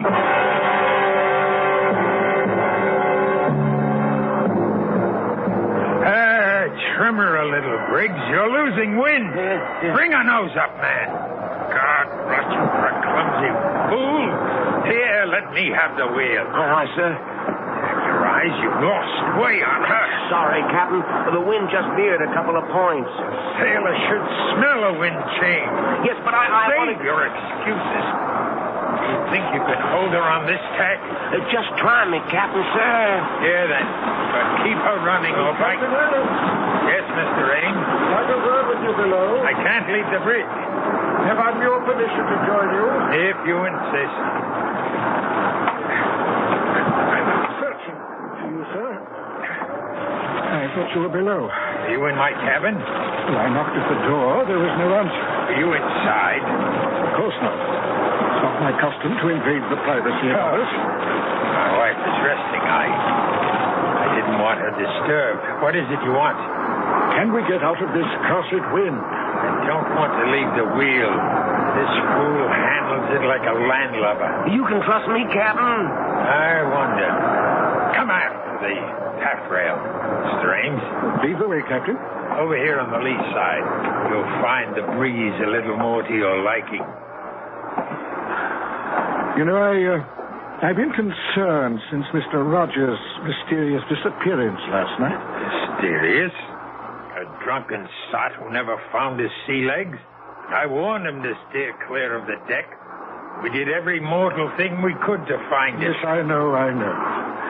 But without him now to leave as my agent on the Gold Coast, Go on. Well, it's deuced awkward. Without someone to recruit the next batch after we leave, there's little point in continuing on. So, you think we should put back for America? Or the nearest port where I can pick up a suitable man for replacement. And perhaps put my wife ashore. Well, since you mention it, I don't trust women too much in a business like this. They talk too much. Just drop her at whatever port we touch. Oh, I should be glad to make sure she's suitably settled, if you wish it. If I wish it. Do you take me to be mad, Mr. Ames? Mad? Why, believe me, sir, nothing... Don't you think I see through your childish subterfuge? Leave Annabelle with you while I sail off to the ends of the earth? No, please, You, too, trying to steal her away from me. But you can't have her any more than Rogers could. Captain, your wife means nothing to me. I'll make sure she doesn't. Just as I made sure with Rogers. Then it was you who... Yes, I killed him with these two hands. And he disappeared. Just as you will. No! She's mine. Only mine. No one can have her but me.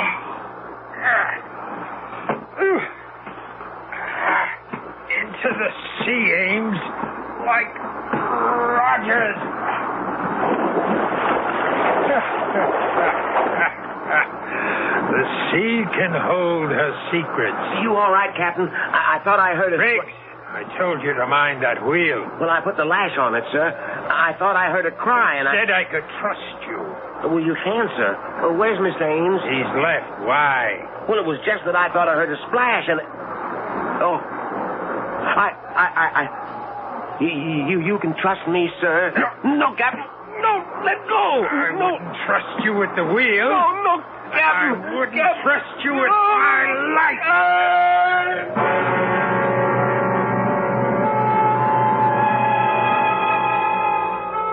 Two more overboard. 19 men the Annabella sailed with, and now there were 17. Evil men, all of them. And Davy Jones swam the wake, waiting for them. For the captain, mad with imagined jealousy, had crossed the line of sanity. His obsession convinced him that he would know no peace till everyone on the Annabella was gone, save himself and his wife. I'll be back shortly with Act 3.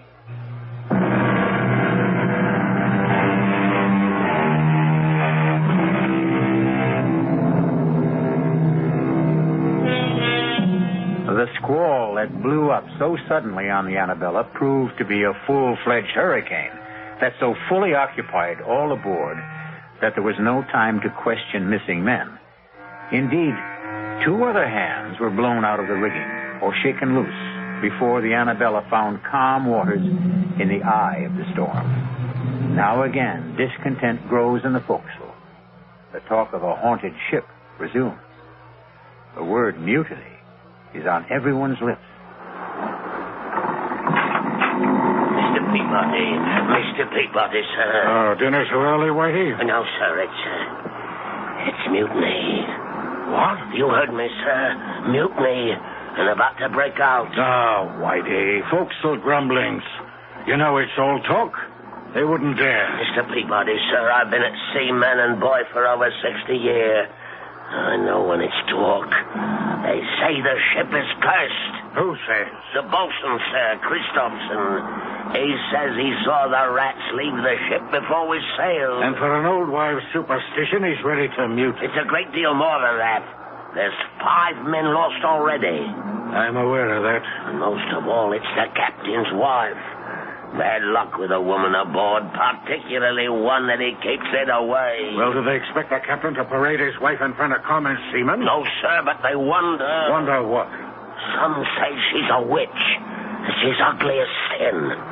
And some say she's sick of the smallpox. Smallpox? It's aboard, sir. I'm feared. Now you do allow me. I'd best have a look at it. If he has it, he has it. I'll put him in the lazarette so it don't spread. The first thing is the mutiny, sir. That has to be stopped. It has to begin first. It'll begin unless the captain puts about. You know how much chance there is of that. You of all people. Yes, I've sailed with the captain before. I always found him a hard man, but a fair man. Not this voyage. Something happened when he brought his wife aboard. He's not the same man. I think the captain means to kill everyone, as he did the owner, and Rogers, and Briggs. Aye, and even Paget and Breen. And we're blown out of the rigging. Perhaps, sir. Perhaps the captain shook 'em loose by luffing. Whitey, I think you're the one whose brains are scrambled. The men were lost overboard. And the 2 passengers and Briggs. Rogers fell over, obviously drunk. A wife took the other 2. Then why is there not one mention of any of them being lost in the ship's log? That's kept in the captain's hand. How could you know that? There was writing in it. Here in the saloon last night. I was clearing the table. He left to get fresh ink, and I looked at it. You can read? In 60 years at sea, a man has a lot of time on his hands. I taught myself long ago. You're sure of what you say? On my oath, sir. And by God, we'd better turn back. Now! I'll not risk my neck to the hangman's noose by mutinying. Maybe if you was to speak to the captain's lady, she's the only one to influence him. By damn, you're right, Whitey. Look, go hold off the crew till I see if the lady'll come to our help. Aye, aye, Mr. Peabody.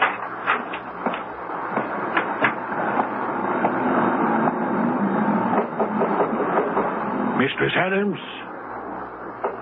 Mistress Adams? It is Mr. Peabody, first mate under the captain. Can you hear me? Mistress Adams? I wouldn't disturb you, but the matter's urgent. Mr. Peabody, may I ask what you are doing? Captain, I wanted to talk to your wife. My wife is indisposed. She's a poor sailor. and these last days have worn her out. How dare you disturb her?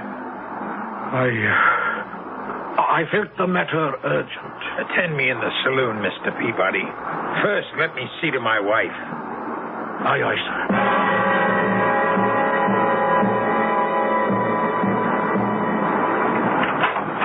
Fortunately for my peace of mind and your welfare, you did not wake Mistress Adams. Now, why did you wish to see her? Well, I didn't think you'd be willing to bring the ship about and head for home. You're quite correct. I would not. Feeling sure of that, I hope to enlist Mistress Adams' aid in persuading you to change your mind. That was the only reason you chose to disobey my orders? That no one was to approach my wife? And what other reasons? What other, indeed? Why would you be so anxious to turn for home, Mr. Peabody? Because otherwise you face a mutiny, Captain. Mutiny? Damn. I could ask for nothing better than to cut down some of the forward scum. If I didn't wear my pistols at all times, I'd have a knife between my ribs before this. Mutiny, eh? And if they do, where do you stand, Mr. Mate? I'm an officer, sir, but unarmed. We'll remedy that. Fetch the second mate while I break out the arms. Then we'll muster the crew on deck and have this out. Aye, aye, sir. What about the bosun? Christopherson? No. I won't put firearms in his hands. The three of us can stand them off. Turn back! Turn back, rough pack of lily-livered swine. I'll see us on the bottom first. Now, hark to what I tell you. This voyage can make us all rich. No owners split now. The profits are all ours. Sail on with me to Africa, and we'll all reap our reward. Aye, Deep Sixth in Davy Jones's locker. Speak for yourself, Mr. Christopherson, or all. Or for both. This ship is cursed. Turn back and we'll make it happen. You question my orders? I say to hell with your orders. Mr. Peabody, sir, you know what's happening aboard this ship. We'll sail under you. Will you stand by us, sir? Well, Mr. Peabody, where do you stand? You say where my pistol is aimed, Captain? At me. I suspected something like this when I found you below at my cabin. What would you do now? I'll ask for your pistol, sir. I'm taking over the ship. But I guarantee you safe conduct home. And my wife? Your wife, too, of course. And if I refuse? Don't make me pull this trigger, sir. That's just what I intend to do. Don't come any closer. You fool. Do you think I'd have handed you a loaded gun, knowing what was in your mind? Punishment for mutiny is death. Well, who's next? Who else wants to go on trial? I thought so. We'll smell the wind. The hurricane's coming back. To the rigging, all of you. And reef sail, or by heaven... Reef them yourself, old baldhead. We've taken our last order from you, you murdering devil. Go back to your cabin and tell your I wife... warned you, Christopherson. Captain Josiah, some are armed. You should never have started this. Never started it. It's just what I want. I want to be rid of you scum. Now I have my chance. Turn back to where I will lose Annabella forever. Never! Never!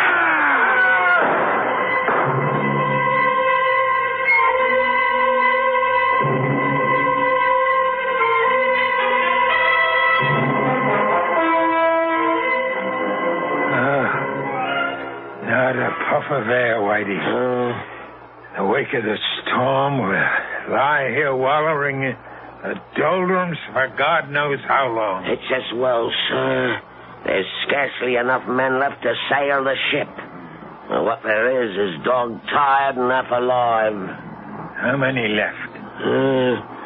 Timmins died this morning. 4 killed in a mutiny. 1 more lost overboard. And Rudge, who died in a fall from the crow's nest. That leaves 5, sir. Are they counting you, Whitey? You're counting me. 5 of you still between us. We're woeful short-handed, sir. Yes. I have a mess cooking for the crew. Can I sit him down to eat? Huh? Eat? Oh, yes, of course. We must all eat. But first, serve all hands a double ration of grog, including yourself. I'll put a cask of rum out in the saloon. Oh, sir. Before you serve the crew, though, set the table in the saloon. Yes, sir. For 6. For 6, Captain? Certainly. The passengers, the 2 mates, myself, and my wife. Oh, at last, my darling, I can bring you to the table as befits a captain's wife, for they're all dead. We have nothing to fear from them anymore. Only 5 left. And they'll be gone soon, Annabella. You understand, don't you? It's all to keep you. To hold them from taking you from me, beloved. To hold you forever. Josiah? Anne, what are you doing on deck? I'm looking for someone I once knew. Who? Josiah Adams. You? But I'm here, Annabella. Here. If only you were. The Josiah I knew. I still am. With the blood of all those men you killed on your hands. They stood between us. And the ones that were left, whose drinks you poisoned, who are dying now. I had to kill them so we could be together always. Don't you see? That's what's tearing us apart. What were any of them worth to deserve to live? Blackbirders and thieves, riffraff and murderers. They stand between us no longer. Only one thing stands between us, Josiah. Why are you too blind to see? No, Anne. No, I took you from America with me. We can be safe on the other side of the world. I can sail the longboat, just the 2 of us across the seas. We can scuttle the ship. And even if she were raised, no one would know her secrets. I've kept the log as though the voyage was calm and uneventful. Let them find the ship. We'll be gone. Tonight, at last, you can dine at the captain's table, as you always should have. And then we'll sail away. No, Josiah. Search your heart, and you know it can never be. It's all a dream.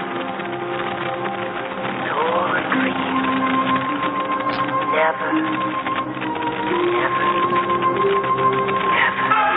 Anna, speak to me. Answer me. Call for her, Captain. Call for her. Whitey. Don't be afraid. I'm still alive, but not for long. I thought you were a ghost. No, only one ghost sailed with this ship. Quiet. You can't scare me anymore, Captain. I'm dying. But your wife... What about my wife? She's dead, Captain. No! She always has been. Long before we ever sailed. No. Yes. Killed when the Indians got you. Dead for over 2 years. No. It had to be, Captain. It had to be. There's nobody in your cabin. Never has been. Don't you think I didn't know? Didn't I see her die before my eyes? But I cheated death, and I cheated him of her. I took her away with me to the ship. I had to keep her alive. I had to. And you had to kill all of us to do it.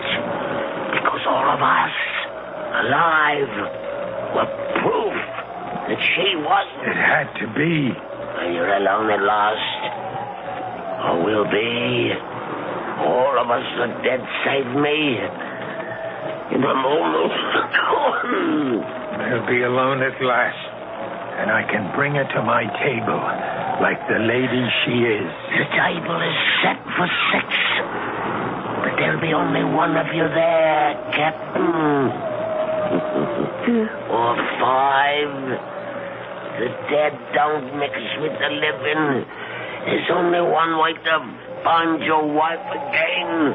Only one way. The last of them. Annabella, we're free. Annabella, where are you? Anna, come to me. Annabella. Annabella. I know you died long ago in America, but you lived on in my mind, in my heart, and in my blood. I thought if I took you with me to the sea, away from the land where I dug your grave, you could still live and breathe for me alone. There's only one way to find you at last. Oh, Annabella, forgive me, love, for all that I've done. I'm coming home to you.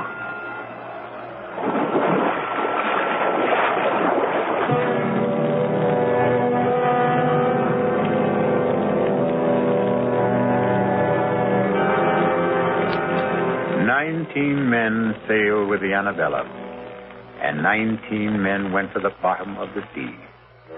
The ship weathered all the storms, but then a ship is a woman, which only goes to prove that on land or sea, the ladies have the better instinct for survival. I'll be back shortly.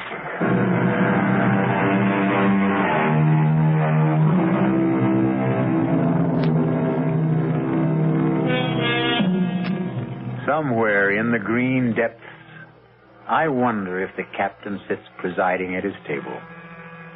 But if he does, there's at least one empty seat. For Mistress Annabella died on land. She'll never come back to the sea, or him. Which seems fair enough, wouldn't you say? He didn't exactly deserve a happy ending. Our cast included George Matthews, Brett Morrison, Marion Seldes, Leon Janney, and William Redfield.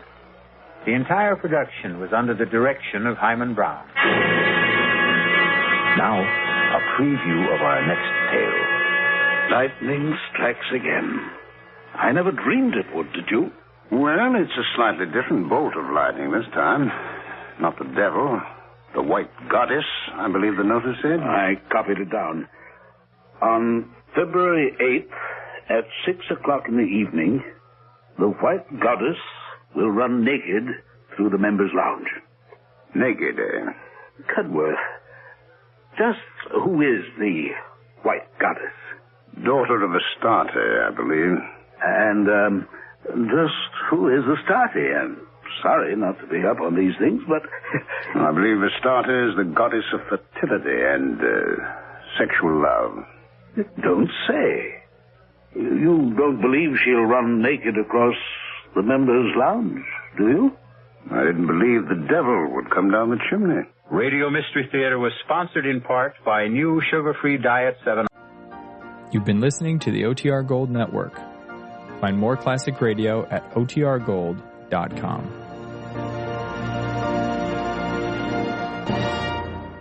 I'm on KRLD. The CBS Radio Mystery Theater presents...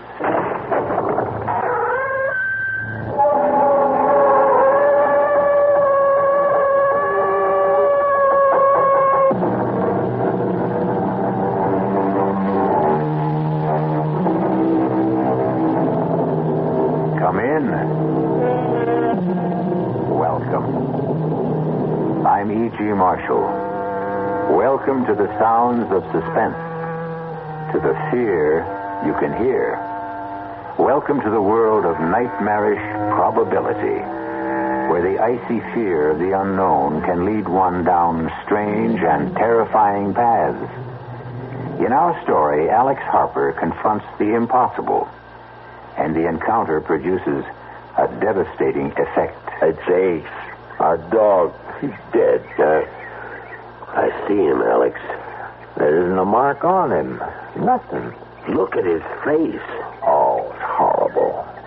If I didn't know better, I'd say that something scared that pup to death.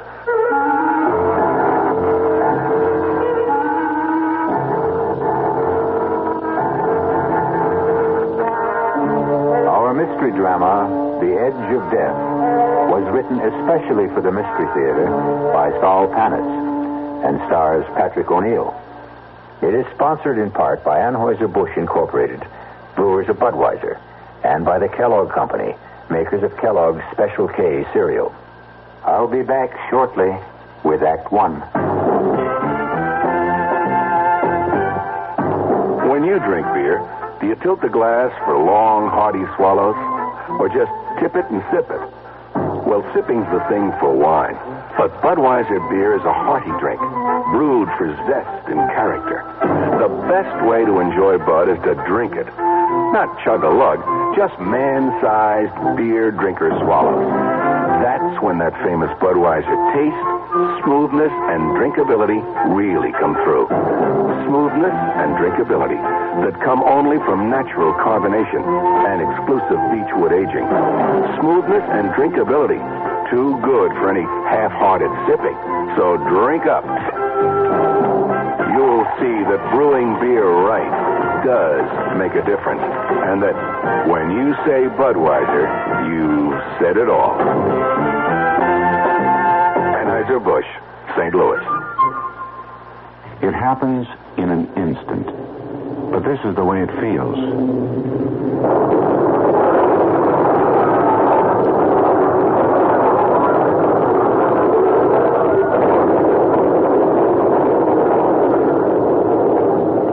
The driver was speeding, but the crash goes on and on, almost in slow motion.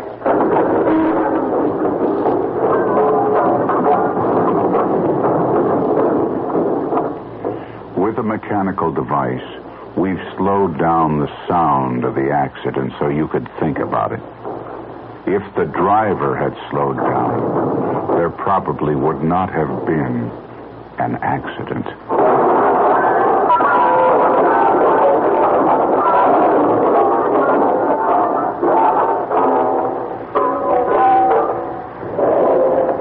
This message was brought to you by the General Motors Corporation.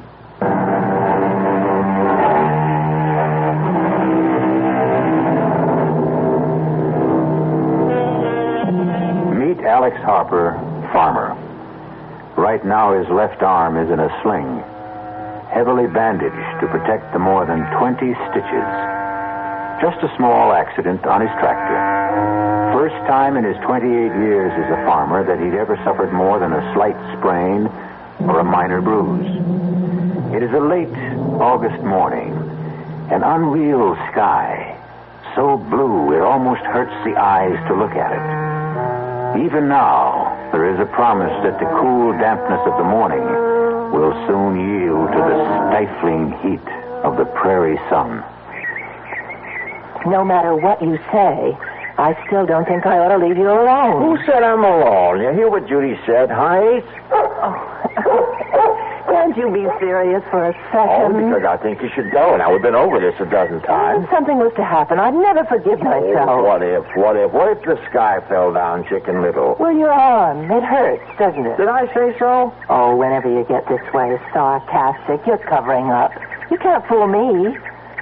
Take another pill. Another one, and I'll be going around like a zombie.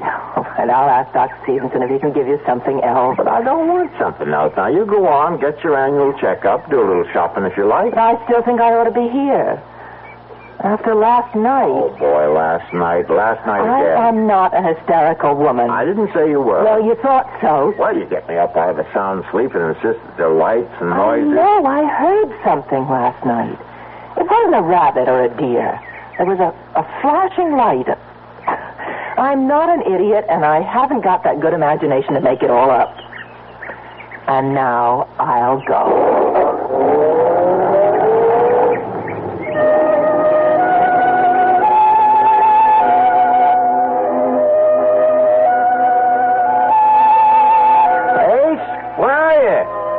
Come on, boy. Now, I'm in no mood to play games. All right. I'm going back to the house. Oh, behind the barn, eh? What you got cornered, a 10-foot rabbit? Oh, there you are. Now, hey, you did find something. I'm coming, Ace. All right, now, bring it to me. Come on, boy. Give it here. Give it here. That's it. Good dog. Hey, let's see what you discovered. A bag. Looks just like Doc Stevenson's bag, only that couldn't be his. This one's shiny new. Feels funny. It's not leather. Doesn't feel like vinyl either. How the deuce can anyone possibly use this? No lock, no zipper, no buckle. No way to open this case. It's a gag. I'll bet that some of those college kids from town, sure, that's it. Judy did hear some sounds last night. The kids. And they left this stupid bag. Of course, Ace. Now, you'll get full credit. Yes, sir, boy. I'll tell Judy you found it. Now, come on, let's go back to the house. Come on.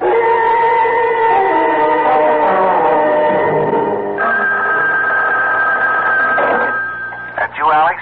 Doc, hello. How's the arm? Not bad. Now, when are you going to take the stitches out? One of these days. Now, don't rush it. That's a mighty bad tear. Will you level with me? Shoot. Will the arm be as good as new? Well, not really. Some of the muscles were torn. Well, you'll have movement, but there will be limitations. You were lucky that it's the left and not the right. Yeah, lucky. And you'll end up with a beautiful scar. Say, Doc, is Judy still there?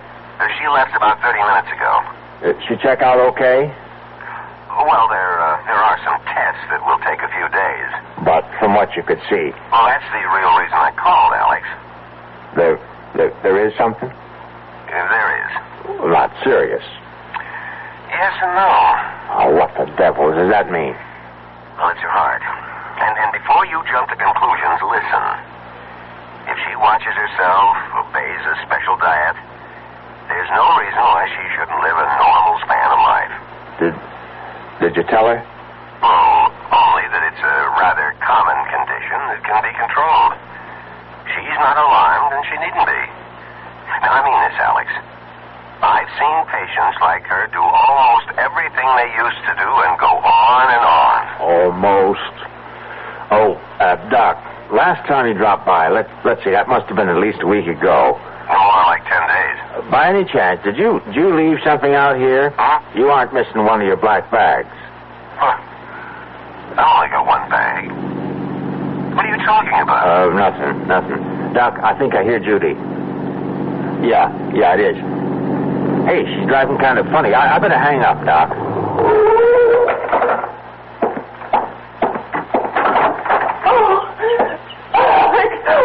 Oh, easy now. Whatever it is, you're home. I'm so frightened. Oh, sure. A few miles past the Clearwood Sanitarium. You know the big curve through the woods? Yeah. I slowed down. Well, would you rather talk about it a little later? You're shaking all over. Now, come on inside, Judy. I'll make some tea. Come on. Yes, like that. Inside. With the walls around me. Oh, Alex. Yes? We're in danger out. Oh, now, Judy. I saw him. I tell you, I saw him. Who? Death. Alex. I saw death.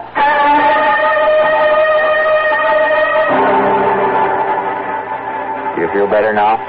Yes. Look, I can hold my hands out and they don't shake anymore. Now, maybe I ought to call the doc anyway. I guess you must think Oh, Alex. I was maybe a minute or so past the railroad bridge when I heard this thing. What thing? It was on the news about a patient at Clearwood escaping. And please notify if you see him and telephone number and all. Any description? Well, all I can remember was something about his being dressed all in black. Nothing more. Hear that? What? Siren? Police siren? Well, it could be a fire truck. Oh, yes, I suppose so. You've heard sirens before. Yes, I know, but... no buts. But they're searching for him. I still don't know who him is, except he's one of those mental cases from Clearwood. Well, He was just standing by the side of the road. At first I could barely see him in the shadows, dressed in black as he was. Well, what'd he do? Nothing. Just stood there, looking. Didn't threaten you? And then he said something. It was like, I want to communicate with you. Yes, I think that was it. And you got out of there fast. Did he shout? No. His voice was soft and mild. And he said communicate? You sure he used that word? Communicate, yes. It's a queer word to use, don't you think? I mean, most people would say talk. I want to talk with you. Communicate. I mean, I know what I heard. I looked up when I heard him, and by now he was in the sunlight, and I could see him clearly, just a few feet away. Alex, he had no face. Now, Judy. I know what I saw. There was no face. I'm not hysterical, and I saw him. Now, if you say so. Oh, why don't you believe me? Because I can't conceive of anyone without a face, that's why. Now, all right, let's start from the beginning. Did you see his eyes? No. Was he wearing a hat? Yes, a black one. Well, it could throw a shadow over his eyes so you couldn't see them. It's possible. Well, it has to be. How the devil could anyone? He could have been in an accident, surgery. But how would he... All right, let's go on. Now, what about his nose? No, I didn't see any. Could be the hat again. Mouth? His mouth, Judy. You see, if the sun was hitting over his shoulder, then there'd be a shadow from his hat. In that case, the mystery's over. You're trying to make me feel like a fool. I don't care what you or anyone else thinks, but I saw a man with no face. And you can know what you can do with your theory about the sun and the shadows. I don't know about flying saucers, and I don't take pills, and I don't smoke pot, or whatever they call it. And I'm not crazy in imagining things. For your information, Alex, my eyes are still 20/20, and they saw, oh, God help me, a man without a face.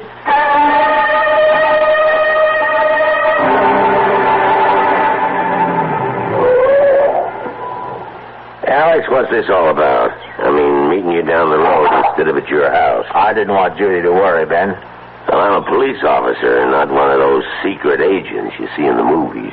Ben, she says she saw the patient from Clearwood. Is that why you got me out here like this? He escaped. You make it sound like he's Jack the Ripper.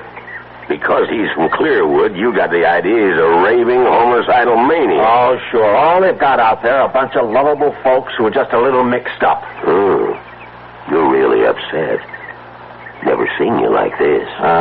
Guess I didn't know how much until right now. Judy ran into him on that big curve near Clearwood. She wasn't the only one. We've had calls from all over. Funny, you get sober citizens seeing him at the same time, and miles apart, and dressed different. Happens every time. Take a hot day, mix in a little imagination. And this was real. Of course it was. And Judy's not, but she's not the type. Now take my word for it, Alex. Every time something like this happens... Naturally, they're doing something about it, like cruising the highways, enjoying the scenery. I'll give him credit for enough brains to hide out. Oh, I suppose you want police officers out in the field? That's where they ought to be. Sure. We'll hire a couple of hundred extra. Won't that make the taxpayers jump for joy? Come here. What for? Now, come here. I won't bite. I want you to hear this. This is 5. This is 5. Receiving 5. That you, Ben? Over. Look up something for me, will you? Over. Go ahead. Over. How many identifications we got on the Clearwood thing? Give me a second. Here it is. Ben, we got 12 so far. Over. Hear that, Alex? 12. Everyone's a positive, too. Point blank range. Over. What's the spread? Over. This will kill you. Nearest one is 2 miles. Longest is over 30. Over. See, Alex? Everybody sees what he wants to see. You still with me? Over. Yeah, right here. Over. Something you might be interested in. Over. Standing by. One of the boys here says it must be some kind of calls it mass hysteria or something, about half the identities claim this guy is nothing like anything you or me ever seen. Like how? Get to it, will you? Well, they say they had a close look, and that he ain't got a face like you and me.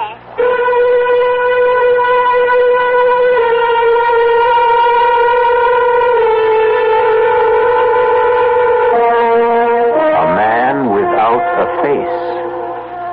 Judy is not the only one. But think for a moment.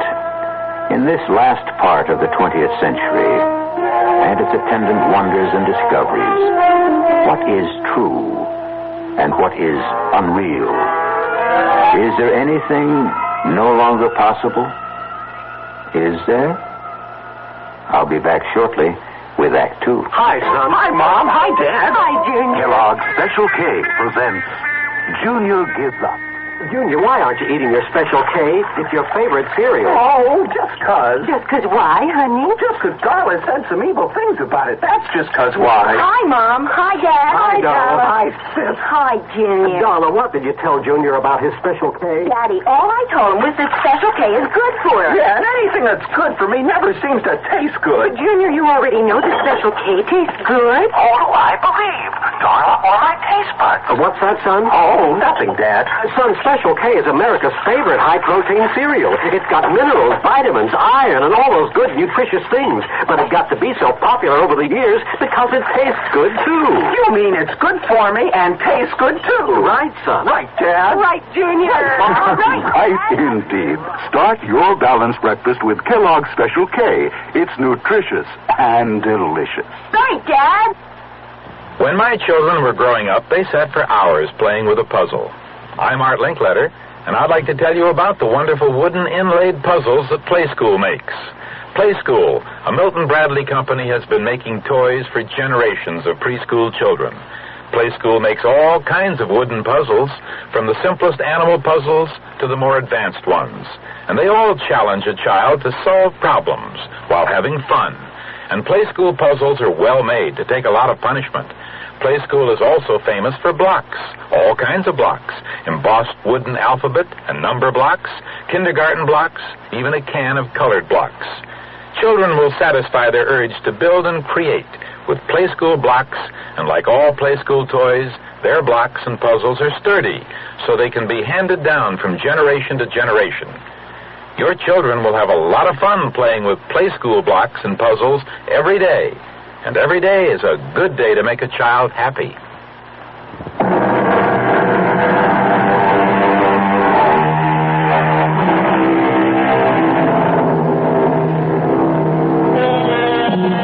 Well, the doubting Alex knows that there's nothing wrong with his wife's power of observation. She did see a man, and though he does have a face, there is something missing. A mouth. Result of an accident? Or is he a mutation? A gruesome congenital result? Or perhaps from out of this world? Let's join Alex and see if we can find out. This is Alex Harper calling. Could you connect me with the director of the sanitarium, please? Bridges here. I'm sorry to bother you, Doctor. I'm Alex Harper. I have a place on Route 36, about 8 miles from you. Where's the course? I've passed by there quite often. What can I do for you, Mr. Harper? Doctor, I hope you won't laugh or anything, but I have a couple of questions about this fellow who broke out of your place. Michael. That's his name? Michael? Michael what? Well, now, we have no full identification. He gave us only his first name. But he was a patient at Clearwood, wasn't he? In a sense. Was he or wasn't he? Well, only for one day.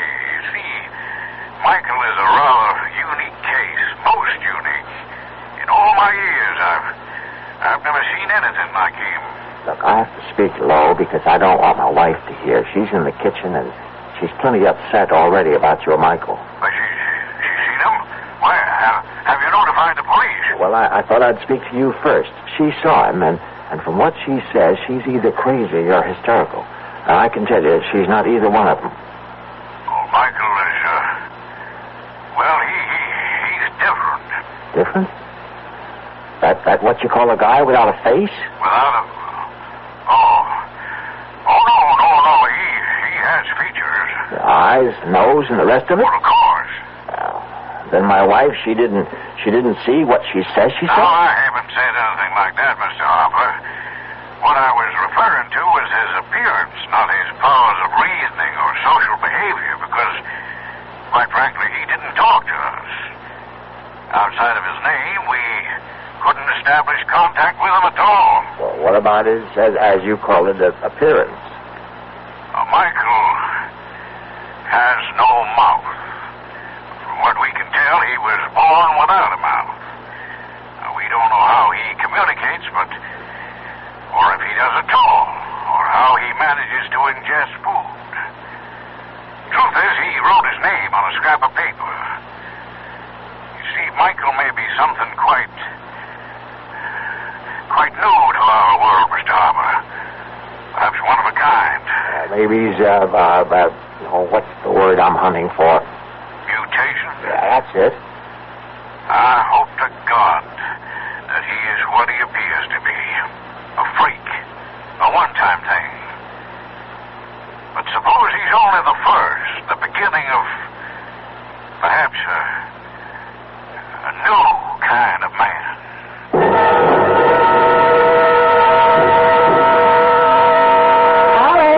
Be right in. Uh-oh. What were you... Oh, no. Oh, it's only an old ashtray. No big loss. How'd that happen? I got up when you called, and this case was on my lap, and it fell off. Well, you'll pick up the pieces, won't you? I've got something cooking. Sure. Hey, it's open. Judy, the bag is open. What's open? Oh, well, never mind. Well, what do you know? Hey, will you look at this? Now, Alex, you want me to ruin supper? Well, it's almost like a miracle. You see, Ace found this bag, and I couldn't figure out a way to open it. It looks just like the kind of bag Doc Stevenson carries. You don't have to be an engineer to open one of those. Oh, yeah? Well, this one has no lock or no nothing. And when I just dropped it and broke the ashtray, it opened up. Look what's in it. Let me see this eighth wonder. All these bottles. Oh, that's strange. Doesn't feel like glass. Plastic? Not plastic either. I never felt anything like this. Oh, what's the difference? Say, here's one that says cardiac arrest. And this one's cerebral occlusion and lymphoid carcinoma? Angina pectoris and respiratory carcinoma, spinal sarcoma. And this one at the end, tuberculosis. Alex, what is all this? What are these pills? Well, how should I know, except that they're important. Here's one that's different. For cuts, bruises, and dermatological eruptions. Looks like talcum powder. It obviously belongs to a doctor. But what a doctor? What does that mean? Have you ever heard of a doctor who has a bag full of pills that cures heart disease and cancers, not to speak of stroke? The worst plagues of mankind, and here in our hands are the answers to what science has been searching for? Cures? Those pills aren't cures. Who ever heard of a pill curing cancer, heart disease, or stroke? Why not? Think a moment. Look at this bag, Judy. Ever seen anything like it in your life? I tell you, I don't understand it. I don't know where it came from, but it's like nothing on this earth. And these pills, now go on and laugh if you want to. But I know they can do what their labels say. Now, I can't prove it, but I know. All right, dear. If you want to think that, you go right on. I've got dinner to make. Now, don't patronize me. Alex, aren't you carrying this a little too far? You don't seem to realize what we have here. And you do. Those things could be dangerous for all you know. Oh, my God. Now, how can I prove... Whoa. Wait, there is a way. And right now, here, help me. Here. No, don't, Alex. All right, then I'll get these bandages off myself. Now, I'm begging you. Now, the doctor said that... It's kind of awkward. Now, get scissors and cut some of this away. Now, get it. I won't be part of this stupidity. Now, you've lost your mind. Are you going to help me or not? Now, once I get the bandages off, I'm only going to put some of that powder on the stitches and on the skin where it's so red. That's all. A little powder. Oh, now, what can happen? What? Honey, don't you realize what this is all about? If this should work, and it will, you'll see, then those pills for cancer and heart... See now? Alex, these things happen in stories, but not... It's for you. You'd be well. Don't you understand? When Doc told me what he'd found, that you had a heart condition, But he assured me it was nothing to worry about. The old bedside manner. He wanted to break it to you easily. Did he tell you that it No, was... I can't say that, but how can heart disease be anything but serious? So when somehow the bag opened and I saw what was inside, I couldn't think of anything but that you could be cured just like that. Oh, honey, I love you. Oh, Alex, I guess it's all right. Where are they? Here they are. That's better.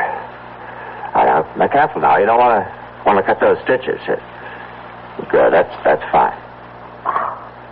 The skin is so red. Sorry, looking mess. I know. Now, please give me that bottle of powder or whatever it is. Alex. Please. Here. The bottle is warm. Well, it's a hot day. Oh, it feels as though it's generating the heat itself. Isn't that wild? Judy, will you do the honors? Just shake some all over. All right. That should do it. A little more. It's all covered. That ought to do it. Feel anything? Not yet. How long do you think it'll take? That is, if it... Well, it hasn't even been 30 seconds. I suppose it'll take a little time, though. I didn't expect a miracle like that water into wine kind of thing. The powder's got to work its way in. Well, I'll get some fresh gauze. You still ought to keep it covered. Yeah, that might not be a bad idea. I wonder what's bothering Ace. Oh, there he is. Alex. What is it? Look over there. It's him. The one Ace is running after the man I saw on the road. The man without a face. I'm going after him. Now, lock the door after me and call the police. Oh, no, don't. Let the police handle it.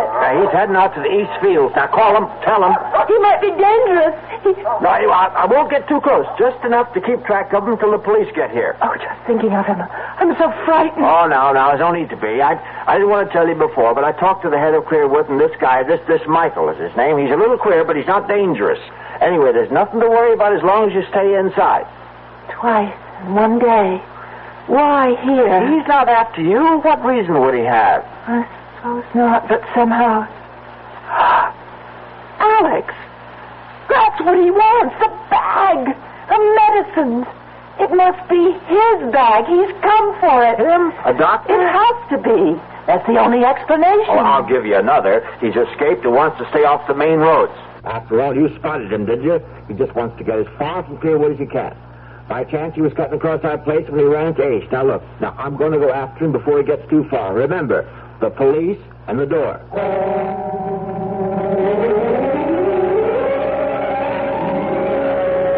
Now, don't get your dander up, Alex. We've known each other too long for that.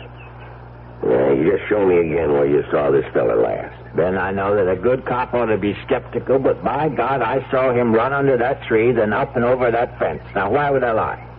I don't mean to make out that you did any such thing. It's just so darn queer. Huh? Look for yourself. Look at what? That's it. Nothing to see. Oh, come on now. Let's stop this rustic routine. No footprints. Prints? Feel the ground. Soft, isn't it? So it's soft. And where are the prints? You say he was running? Yeah, with Ace right behind him. A man running puts down a mighty heavy print. Heavier than if he was walking. He could have gone across these rocks? Yeah, could have. But nobody could jump from rock to rock. That must be 20 feet between them. Yeah. Unless he can fly. Must be clear out of the county by now. Now, how do you come to that conclusion? Ace. That's why. We were anywhere near that there Michael, we'd be hearing Ace. You know he's always been a noisy dog. Well, he could have lost interest and run off after a rabbit or a woodchuck. Yeah, maybe. Something right over there, Alex. To your right. Grass is too tall. I can't see a thing. Something black. This side of that thorn bush. I see it. He's wearing black. Everything black. Yeah. Come on out. Stand up. Now, I'm telling you for the last time. Put up your hands and come out. Now, I'm going to fire a shot in the air, and if that doesn't fetch you, I'll put the next one into you. Ben, I don't think he's coming out. You won't shoot, will you? Just you watch. But he isn't armed. How do you know that? Well, if he was, he could have cut you down. Standing up, you'd make a beautiful target. You got something there. I'm going in. I got an idea. He's so scared he can't move. Now, don't be stupid. Come back. Oh, my God. Of all the stupid things... Oh, it's Ace, our dog. Dead. Yeah. Gee, I'm sorry. Oh, there isn't a mark on him. Look at his face. Oh, it's horrible. If I didn't know better, I'd say that something scared that dog to death.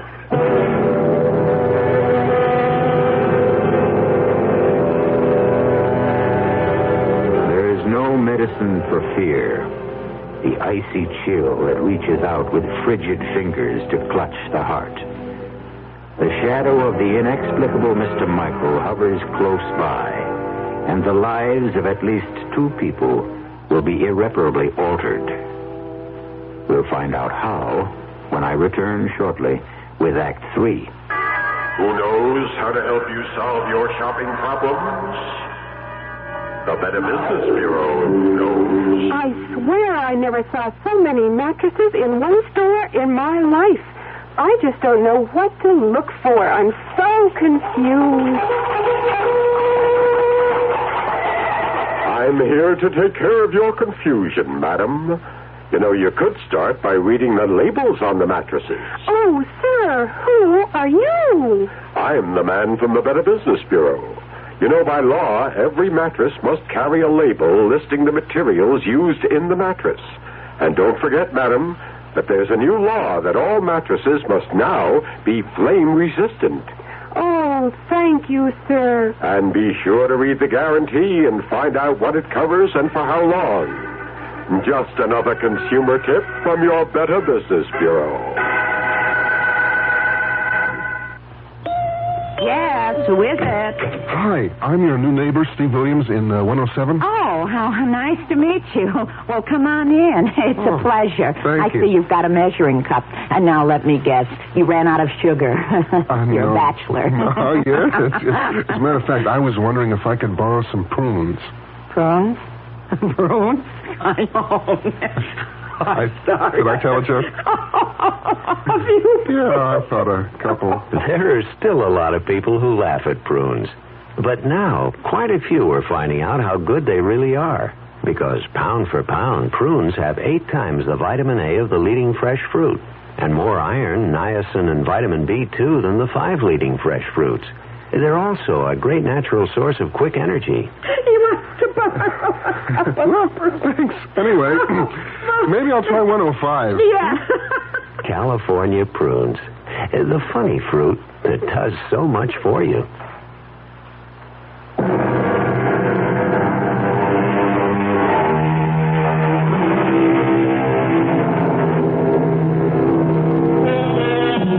The family dog has died mysteriously, and the presence of Mr. Michael is as real as if he had knocked at the front door.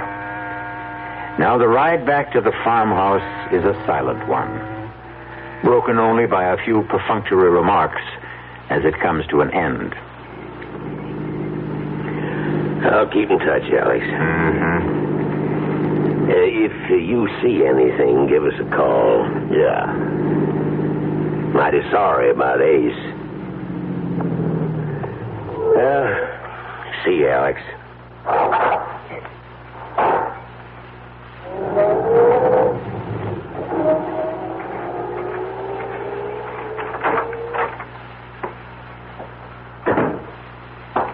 You okay?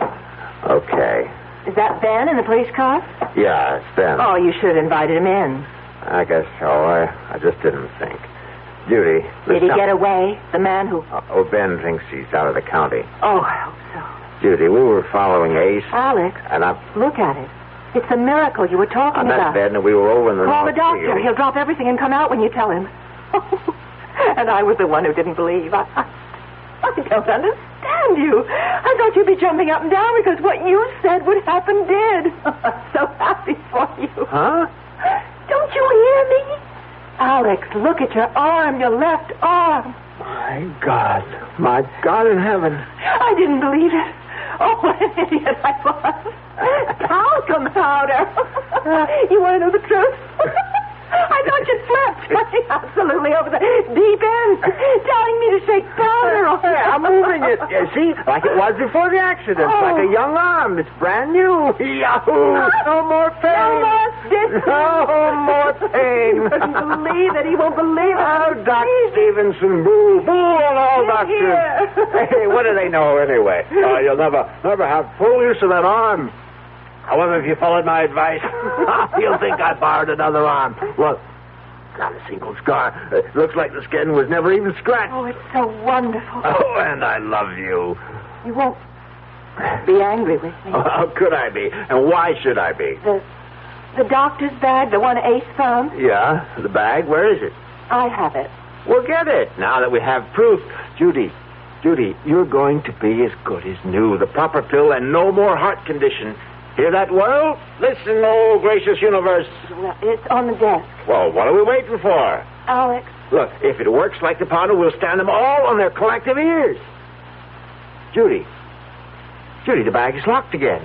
I was so full of doubt.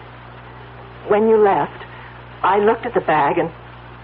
Oh, Alex, to me it was the embodiment of everything evil.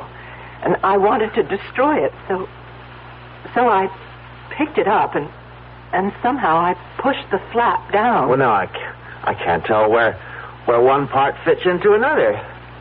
See, I can't find a seam anywhere. I think it was just about here. Try there. No, that's no use. I'll drop it on the floor, maybe like last time. Still in one piece. I'll try again. No use. Oh, forgive me. Right now, we got to figure out a way to get the bag open so we can get you a heart pill. Alex, you have an electric drill. I can try. I'll take it out to my workbench in the barn. Well, why not wait until morning? It's getting dark now. No, time like the present. Now, give me a shout when dinner's ready. If I'm lucky, I may be back before then. I'll get this thing open if I have to use dynamite. Oh, here goes.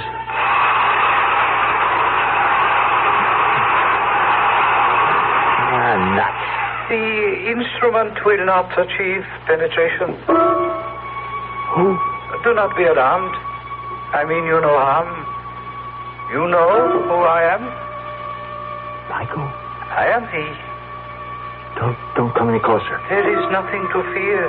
There is no belligerency in me. I have a gun. This rifle is loaded. That is a weapon? Yes. It can bring an end to consciousness? Easily. It is not my intention to cause any fear. But you have. You killed my dog today. The creature threatened me, and I did not intend to. I did not realize how weak it was. A simple mental probe, and I regret the occurrence. Haven't you ever seen a dog before? They are images in books and pictures. There are no dogs or animals where you come from? There is barely enough room for the higher forms of life. We have never learned to curb our reproductive powers, it seems. Well, where is this place you come from? This is Earth, the third planet from the sun, I think. I know. It is my home, too. Oh, that can't be. I exist, but not of your time. Not of my time? Time runs on. There is a past, a present, and a future. The threads are simultaneous. Oh, now you don't expect me to believe. I am fatigued from my experience, and I must return.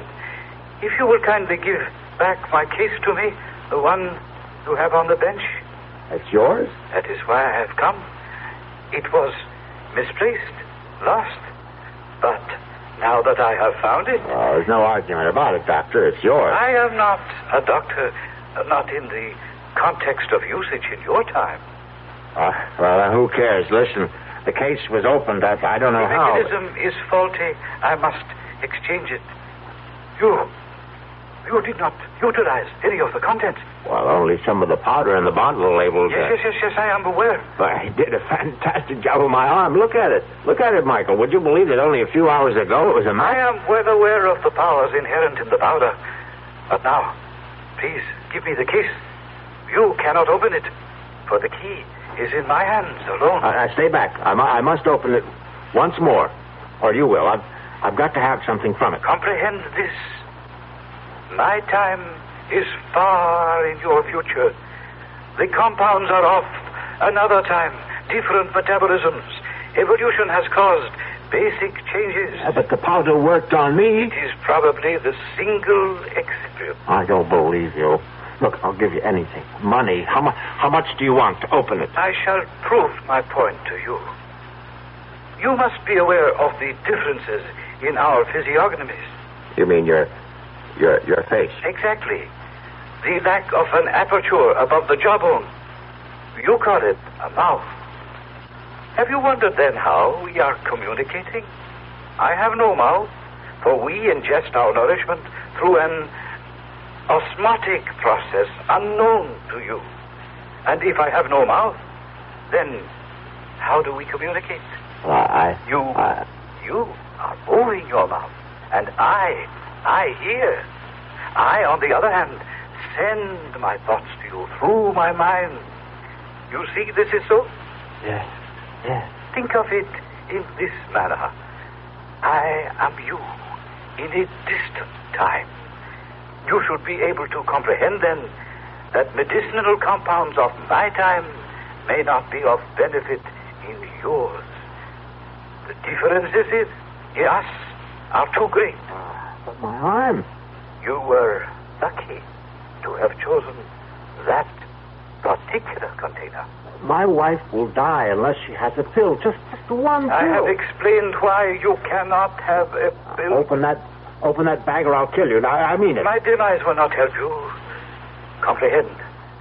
An unusual accident took place. A time warp misfunctioned, and I found myself in your time. The accident must have disturbed my balance, and I wandered from this place, leaving my case behind. We have communicated sufficiently. I feel joyous that your infirmity responded to the powder, but I cannot allow you to maintain possession of the case any longer. Stop. I took a vow to protect it with my life. I must fulfill that vow. Give it to me. That'll hold you for a while. You don't realize it, but you told me how to open this. You said the key is in your hand. It'll open to your handprints. Now your right hand on the bag. Nothing. Well, maybe both at once. There. I'll try one on each side. Yes, I've got it. Judy, it's open.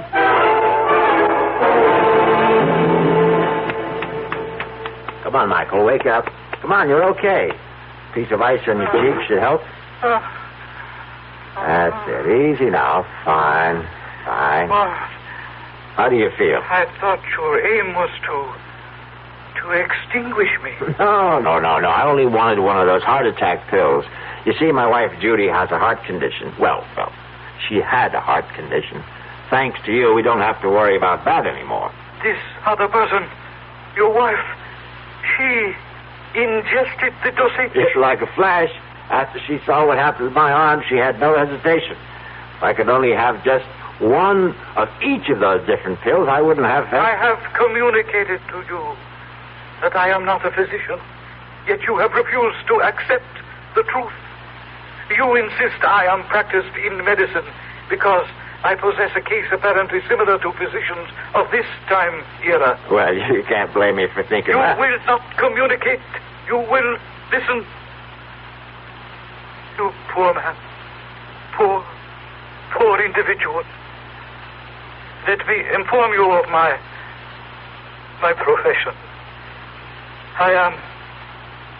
proudly the highest ranking exterminator.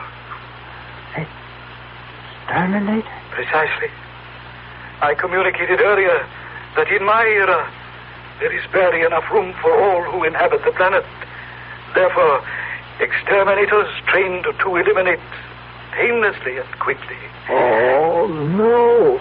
The pills, as you refer to the compounds, are each a dose of death. The case is full of death. The tools of my trade. Oh, no. All except the container of first aid powder which I keep for my personal needs. Fortunately for you are now thoroughly healed arm. But the rest... Oh, but the labels, the tuberculosis, the heart attack, cancer... The compounds act within a matter of minutes. Bringing death, of course. Instead of resorting to the crude murders of earlier, more primitive eras, it is more comforting for the family to report that one of its members has died of cancer, heart disease, or any one of a dozen other diseases. Murder? Elimination. Murder? My case. Please. You must have an antidote. If you make a mistake, there must be some way you... are not committed. I am sorry for your bereavement. I shall depart. Be assured, there was no pain. No.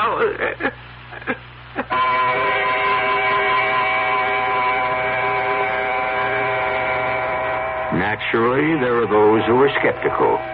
A man from another time who conversed through telepathic means? Much too fantastic. Alex Harper would look with infinitely sad eyes and agree that it was too much to expect anyone to believe his story. Except for one thing. And he would bare his left arm. Explain this, he would say. And if you can, I will agree that I dreamed the entire nightmare. I'll be back shortly. Hi, I'm Hal Linden. There's a lot of talk these days about America's energy crisis. Talk about doing without heat, about doing without our cars, about what's going to happen if we run out of fuel. Well, we may not have to run out of fuel if we all work together to conserve the fuel we have. That means turning your thermostats down to 68 degrees during the day and turning them down to 60 at night. It means turning off lights, TV sets, and electrical appliances the minute we're finished with them. It means driving no faster than 50, starting or joining carpools, avoiding the kind of stop-and-go motoring that eats up gas by the gallon. In short, it means saving every ounce of energy we can, every chance we get. So please, do your part to make the fuel supply stretch a little further. For your own sake, don't be selfish. Don't be foolish. Don't be fuelish. This message from the Federal Energy Office and the Advertising Council.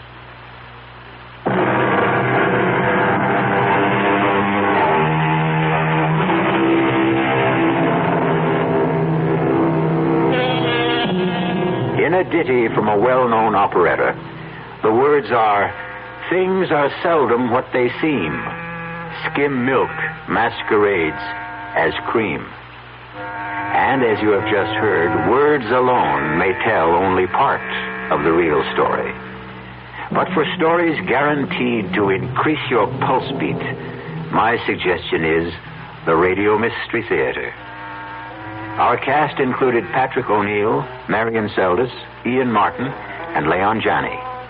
The entire production was under the direction of Hman Brown.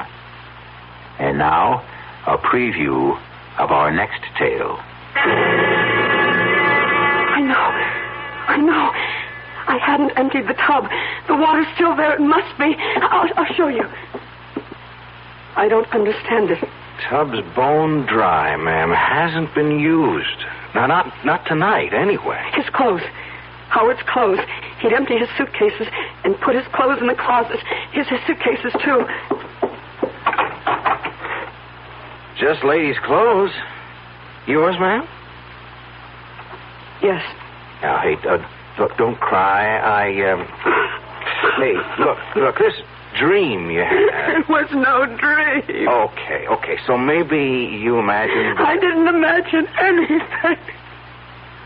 You imagine a husband. You imagine a month-long honeymoon.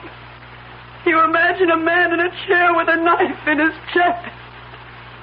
This is E.G. Marshall inviting you to return to our Mystery Theater for another adventure in the macabre. Until next time, pleasant dreams.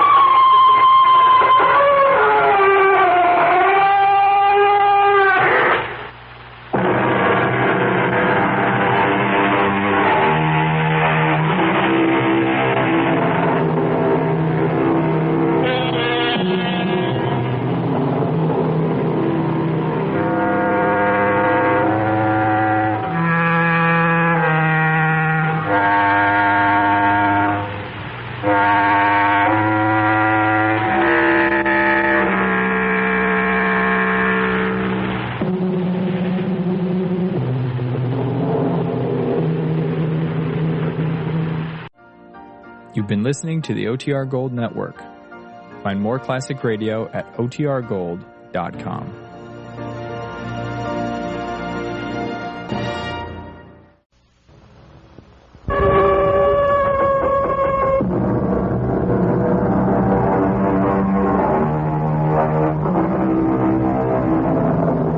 Come in.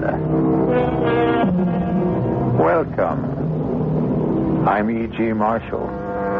Welcome to the world of your terrifying imagination. Consider, at one time, the great cold-blooded reptiles ruled supreme on the face of this earth, but they sickened and died, and dominion was seized by savage, ferocious, hot-blooded killers with hideous fangs and terrible claws. Today, the undisputed lord and master of the planet is man. Yet, in the fullness of time, every victor is finally vanquished. Will we, in our turn, also be conquered? Who waits to make of us what we have made of the animals? Jean? Yes, Monsieur de Maupassant. Do you want to save the world? I? Save the world, did you say? Yes. Save the world. Save the people. Save every human being on the face of the earth. Well, sir, if I could be sure. Look out. Look out toward the harbor. There. At the pier. Do you see that ship? The white, three-masted schooner? Yes, sir. You and I, we have to blow it up. But it is such a beautiful ship. Beautiful and deadly. Deadly enough all by itself to enslave the entire human race.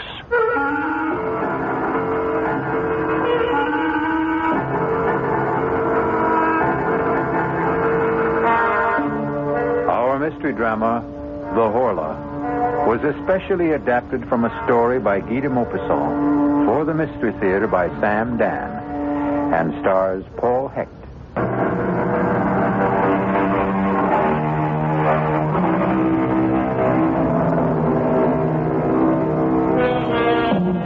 His name was Guy de Maupassant. He was probably the greatest writer of short stories who ever lived. He died in the year 1893. He died young. He died insane. And if you read the stories he wrote toward the close of his life, the critics tell us, you can see how his madness slowly destroyed him. That's how they look at it. He himself insisted he was being possessed. His mind and all of his vital forces were being drained from him by a mysterious, supernatural, and superior being. He called it the Horla. And the Horla is one of the last stories he ever wrote. Is the Horla merely the raving of a man going mad, or is it an inspired prophecy of a fate that awaits us all? You decide.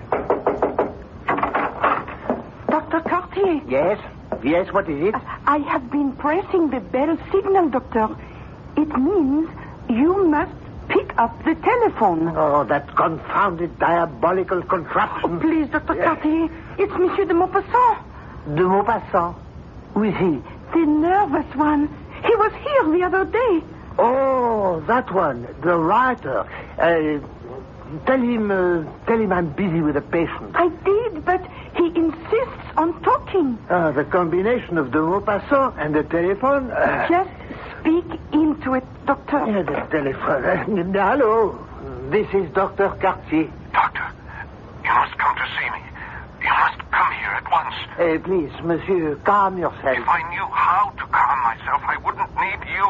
You must come here. Monsieur, be reasonable. I would like to be.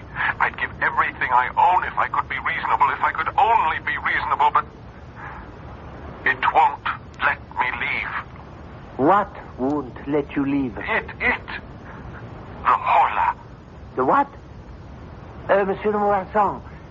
Monsieur, speak up. What happened?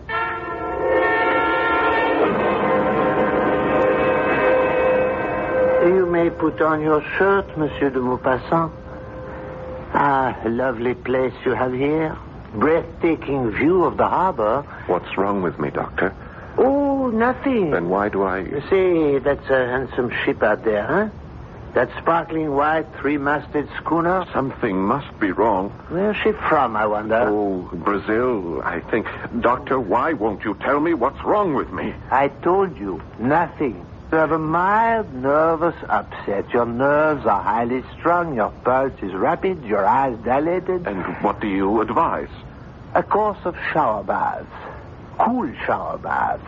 2 in the morning, 2 in the afternoon, 2 in the evening. And send down to the chemist for some bromide of potassium. You haven't listened? I listened. I heard every word. Now, you go to sleep. Yes. You slumber deeply for 2-3 hours, correct? Yes. Then a nightmare lays hold of you, true? Yes, exactly. You feel someone is in the room with you, in the dark room. Someone is in the room. Am I stating the fact? Exactly. This someone or something is staring at you? Yes. I can't see it, but I know it's there. I know it's staring at me. And then it comes closer and closer to me. I feel it touching me. A cold, terrifying touch. And then I hear a sound. A low, vibrating sound. It's nothing human, nothing animal, nothing mechanical. And then I feel a weight, as if something kneels on my chest. A pressure, a terrible pressure. My neck is being squeezed and squeezed as something seems to be draining the breath from my body. Not only the breath, but my strength. Everything is being drawn from me. I want to struggle, but I can't move. I want to shout for help, but I can't utter a word. I try to fight, to resist, but I'm paralyzed and powerless. And then suddenly, I awake, bathed in perspiration, trembling. And then, exhausted, I fall asleep and slumber restlessly till morning. Yes, I heard. Well, what have you to say about this mysterious creature? He exists in your imagination. Are you sure? Try the treatment, then call me in a few days. No, Doctor. No, you must give me an answer for the Horla. The Horla? This creature, this being, this whatever it is. Monsieur de Maupassant, I understand you're a writer. Is that so? Yes. Now then, do I tell you how to write stories? Do I? No. Then don't tell me how to practice medicine.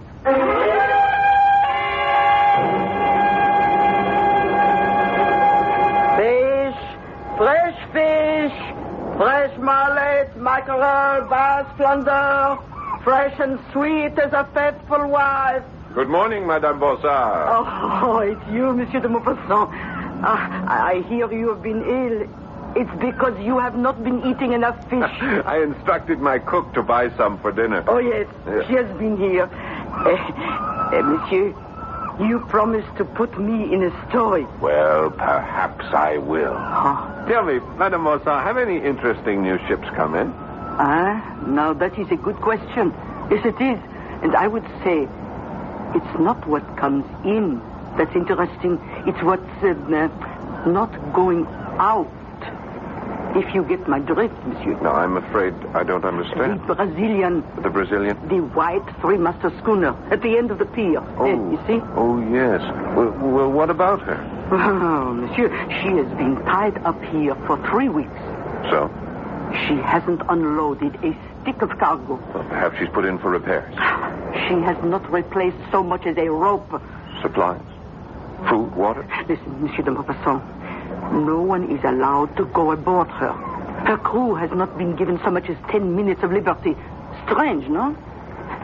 Every few days, her captain comes down to the dock to buy fresh fish, meat, some fruits.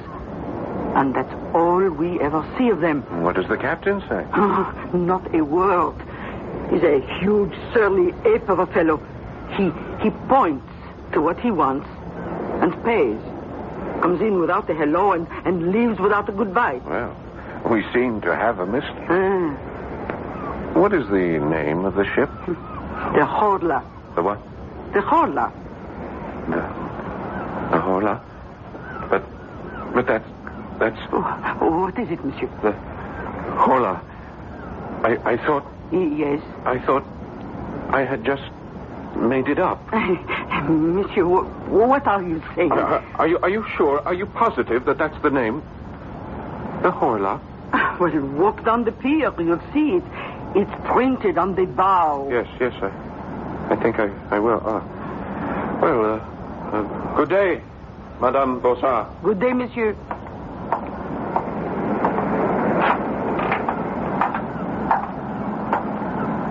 The Horla. It's incredible. Ahoy! Ahoy there! Aboard the Horla! Ahoy there! Anyone there? What do you want? You have a beautiful ship there, sailor.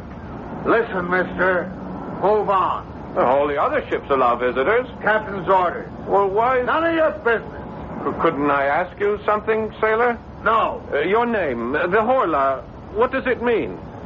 It doesn't mean anything. How did you come to choose Go on, it? move. You got no business here. This is a public pier. I have as much right to be here as you do. Perhaps more. Now, listen, mister. Please, for your own good, get out of here. Leave as fast as you can. Go away. Go away as far as you can before... Before what? Before the... Aha! No! Please. I didn't say anything to him. Well, who are you talking to? No, please. Don't do that to me. Sailor, what is it? What is it? Sailor!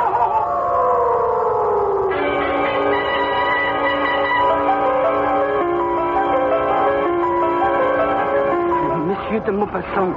Monsieur. What is it? Are you all right? No, I'm not all right. I thought as much. I saw you from my shop. You've just been standing here. Standing still without moving a muscle for... Oh, monsieur, it must be every bit of 3 hours. The ship. What about the ship? My head, I feel so weak. Oh, take my arm, monsieur. Ship. No, I must go aboard that ship. Listen. Do you hear that? What, monsieur? That sound. It comes from the ship. I am sorry, but I hear nothing. Nothing? Oh, I hear seagulls, waves... Oh, and now, come, monsieur, it's thunder, it's storm. I must go aboard that ship. But they won't let you. The ship. Oh, come quickly, monsieur. You'll catch your death. The ship. The ship. Oh, hurry, monsieur. How did I know? Answer me that. How did I know? How did you know what? The name of the ship. How did I know that name? The Horla.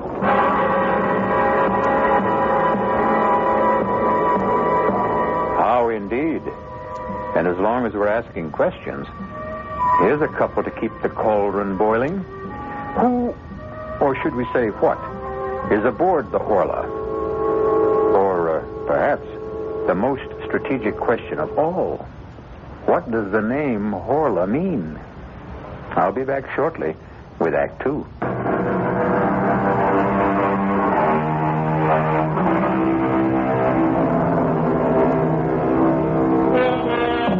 Guy de Maupassant is writing a story about a mysterious force which he calls the Horla, a force that drains the life and strength from his hero.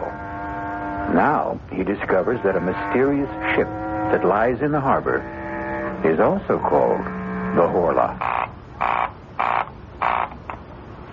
Hello? I must see Dr. Cartier. Oh, it's you again, Monsieur de Maupassant. I told you I would have him call the moment you return. Mademoiselle, I must see him at once. But he is... Oh, that. Monsieur. Oh, excuse me. I'm in my room, my bedroom, and at any moment I'll fall asleep. I'm so tired. Well, sleep, Monsieur, by all means. Sleep would be the best thing for you. No, not this kind of sleep. The Horla will come to me again tonight. I know it. But all I can do is tell the doctor. Tell him I need him urgently. Yes, Monsieur de Maupassant. Yes. Who's there? Who is that? Who's there? Oh. Monsieur de Maupassant? Oh, it's you, Jean-Baptiste. And who else might it be? Please come in. My lady's finished in the kitchen, and I'm finished, too, with the paint job. Just in time, just before dark. Oh, you didn't have to hurry. Well, get it over with. That's my motto. You thought your house was white before? You should see it now. Please, Jean, sit down. Yes, monsieur.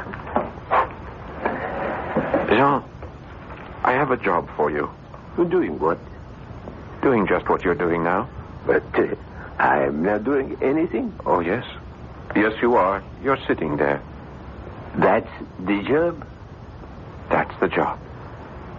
And I'm just supposed to sit here? Well, you could talk to me.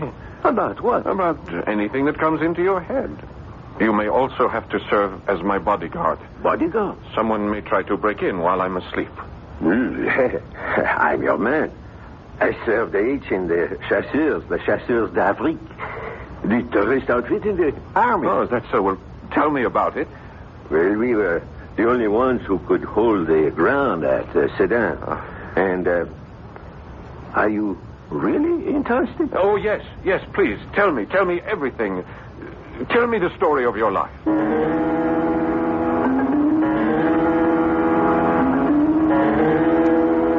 And so we advanced against the Prussian left flank, and we... Jean, go on, Jean. Don't stop. Talk to me. If you fall asleep, I'll fall asleep. Jean, please talk to me. Don't let me sleep. Oh, I'm so tired, but don't let me sleep. Don't let me fall.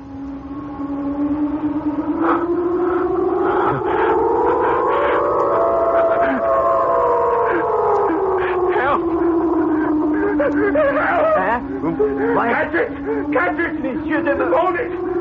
What is it? Kill it! Wake up! Get it up, please! Kill it! What? The Horla! Wake up, Monsieur! Please, wake up! I am awake. Can't you see? I'm awake. Rest, Monsieur. Relax. Where is it? Where did it go? There is nothing here.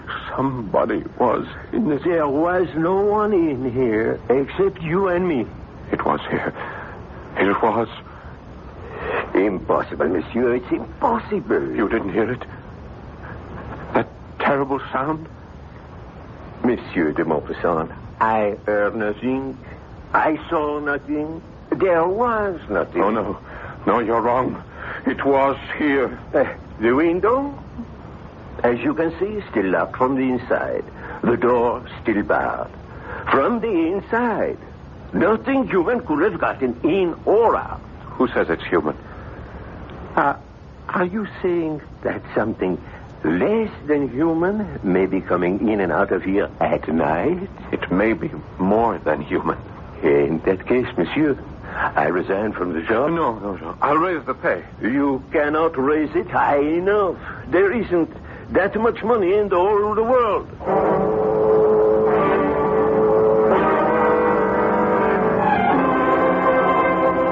Dr. Cartier, I thought you'd never get here. Nothing works. Shower baths, the bromides. You insist you still have this visitor? I know I do. He was here last night. He overpowers you? Yes. He makes this awful sound? Yes. He drains all your strength? Yes, exactly as I told you. Your handyman, Jean-Baptiste, stopped my carriage as I drove up. He spent the night in this room with you, I understand. Yes, that's right. While this Horla. This Horla attacked you. He heard nothing. He saw nothing. Well?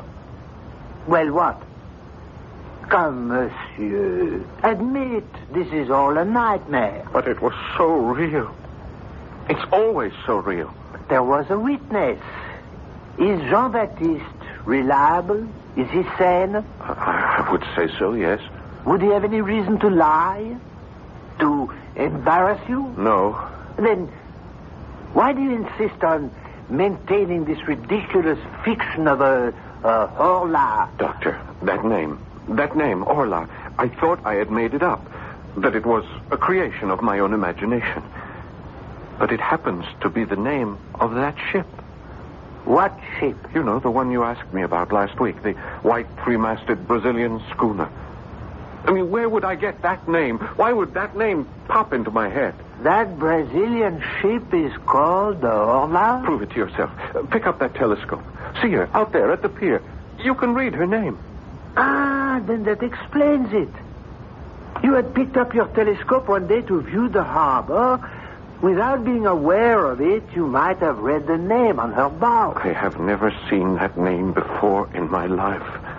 Someone, somehow, placed it into my imagination. Monsieur de Maupassant, sit down. Huh? At once. Now, I have coddled you long enough. You are one of the great writers of France, but you have reduced yourself to a terrified, trembling wretch. This will not do. I admit that I am terrified. That's what I've been trying to tell you. Yes, you terrified. You have been terrified by the critics. Oh, that's a lie. I don't care for the opinions You of are those... human. You care. I read what they write. You've lost your touch. Your best work is behind you. I am as good as I ever was. Better.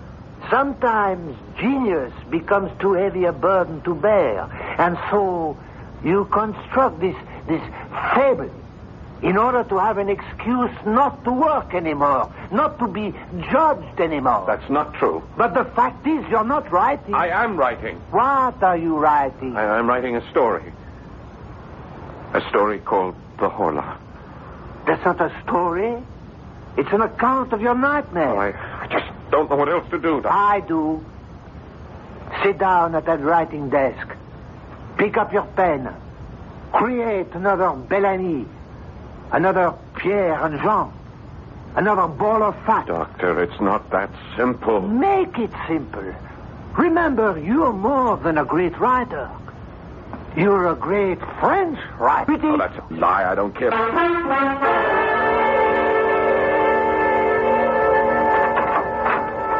May I come in, monsieur? Oh, Jean-Baptiste, yes, of course. I see your honor is working. That's good. It's good. Yes, I feel wonderful this afternoon.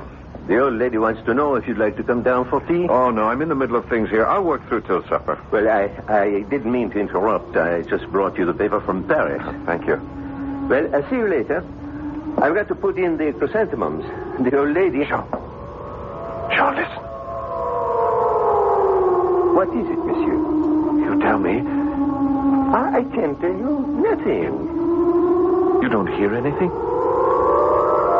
What? What am I supposed to hear? Just listen, Joe, listen.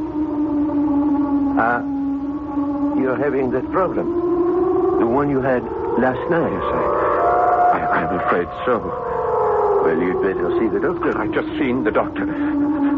Sean, please, would you mind sitting here with me? I don't mind as long as it's the daytime. I just can't work anymore. I don't think I'll be able to concentrate. Well, why don't you take a little nap? No, I don't want to sleep.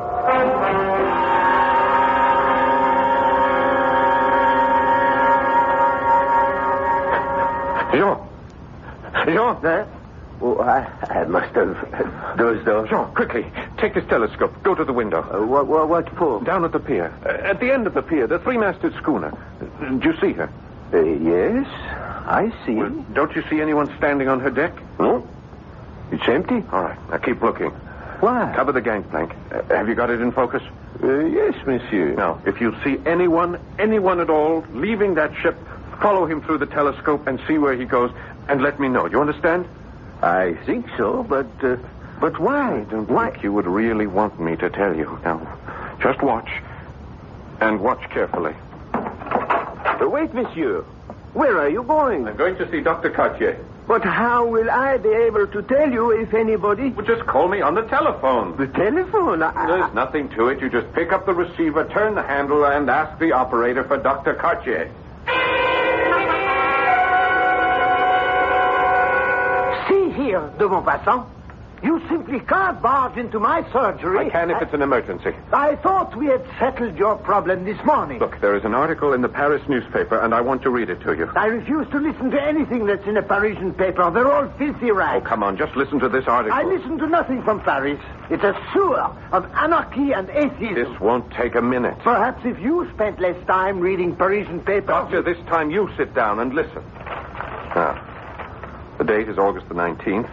A curious piece of news comes to us from Rio de Janeiro. That's in Brazil. Yeah, I know that's in Brazil. Madness, an epidemic of madness, like that contagious madness which attacked Europe in the Middle Ages, is now raging in the province of São Paulo. The terrified inhabitants are leaving their houses. They say they're being pursued and possessed. Now, these are not my words, Doctor. I quote from this article. Typical Parisian exaggeration. They only copied the story that arrived on the wire from Brazil.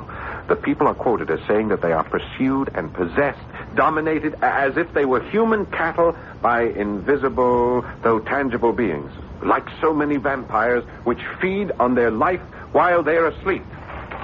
Now, what do you say, Doctor? South Americans are basically Spaniards. Are highly romantic, unstable people.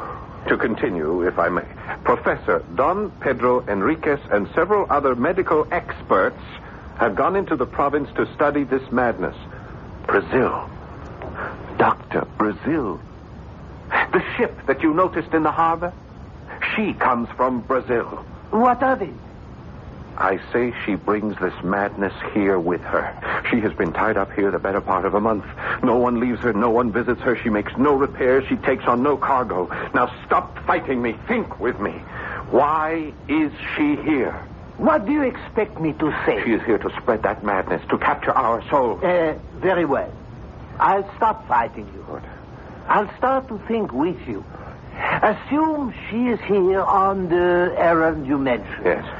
Then why is there no panic in the town, as there was in Brazil? Well, perhaps the conditions aren't the same here. So far, again, for the sake of argument, only you have been attacked. Why? Why you? Perhaps this Horla, perhaps it's selective.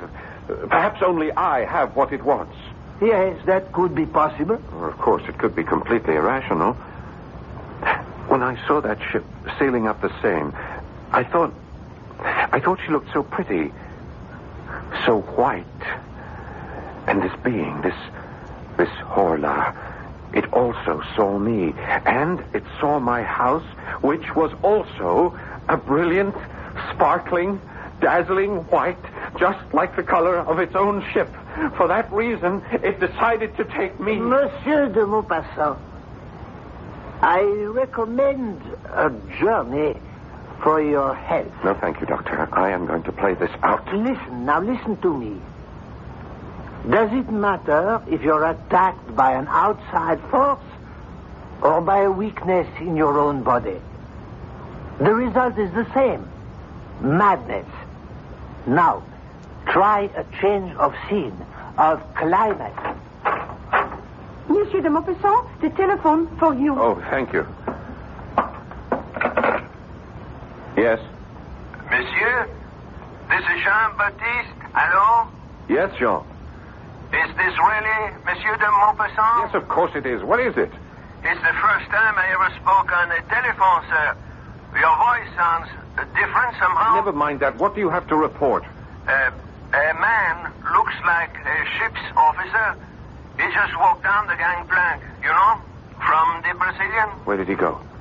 Into Madame Bonsard. Well, meet me there. I may need your help. Yes, sir. And bring a weapon.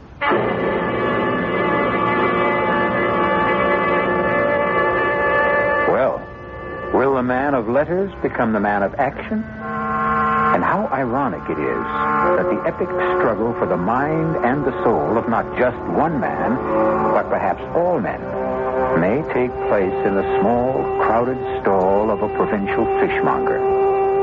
I shall return shortly with Act 3. A beautiful white sailing ship is docked in the harbor near the mouth of the Seine River, and a famous French writer claims she carries aboard her a mysterious force that intends to destroy the world. Only he can't be sure, and neither can we. Is this just a story he is writing, or a nightmare he is living? But fancied or real, a confrontation with the ship's captain awaits us. Jean, here I am. Yes, monsieur. Are you armed? Yes, I have my old service revolver loaded and ready. Now keep it out of sight. Your man is inside the store buying fish from the Bonsard. All right, come along. Follow me. Yes, monsieur. And you'll have some mullet. Very good. Oh, good afternoon, Monsieur de Maupassant. I'll be with you as soon as I'm through with this customer. You know this, Jean? Yes. It's the mackerel. Look, he doesn't speak. Renee. Yeah, he points to the fish he wants and holds up his fingers for how many he'll take. He's a looking customer. No, sir. Very well. That will be 27 francs, monsieur. René will bring it out to your ship. Bon appetit. One moment. Captain, I'd like a word with you. Stand aside. My name is Guy de Maupassant. Stand aside. I would like to talk to you about your ship. I said stand aside. Not until we learn what's happening here. Stand aside. Oh, help me with this fellow. Help me.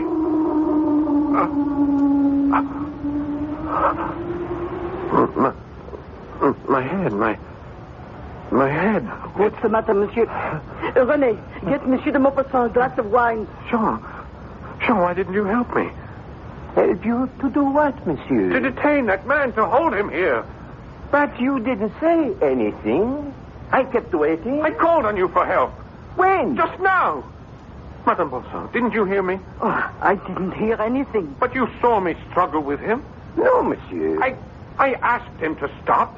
I said I wanted to have a word with him, and then he pushed me away. I tried to hold him. I called on you for help. Oh, no. No. All right, according to you, just what happened here? He finished buying whatever it was. He paid Madame Bonsard. She gave him his change, and he walked out. Madame, is that true? Yes. I was waiting for you to stop him. But as long as you didn't, I fear, well, it's your concern. Yes, Jean-Baptiste. It is my concern. All mine.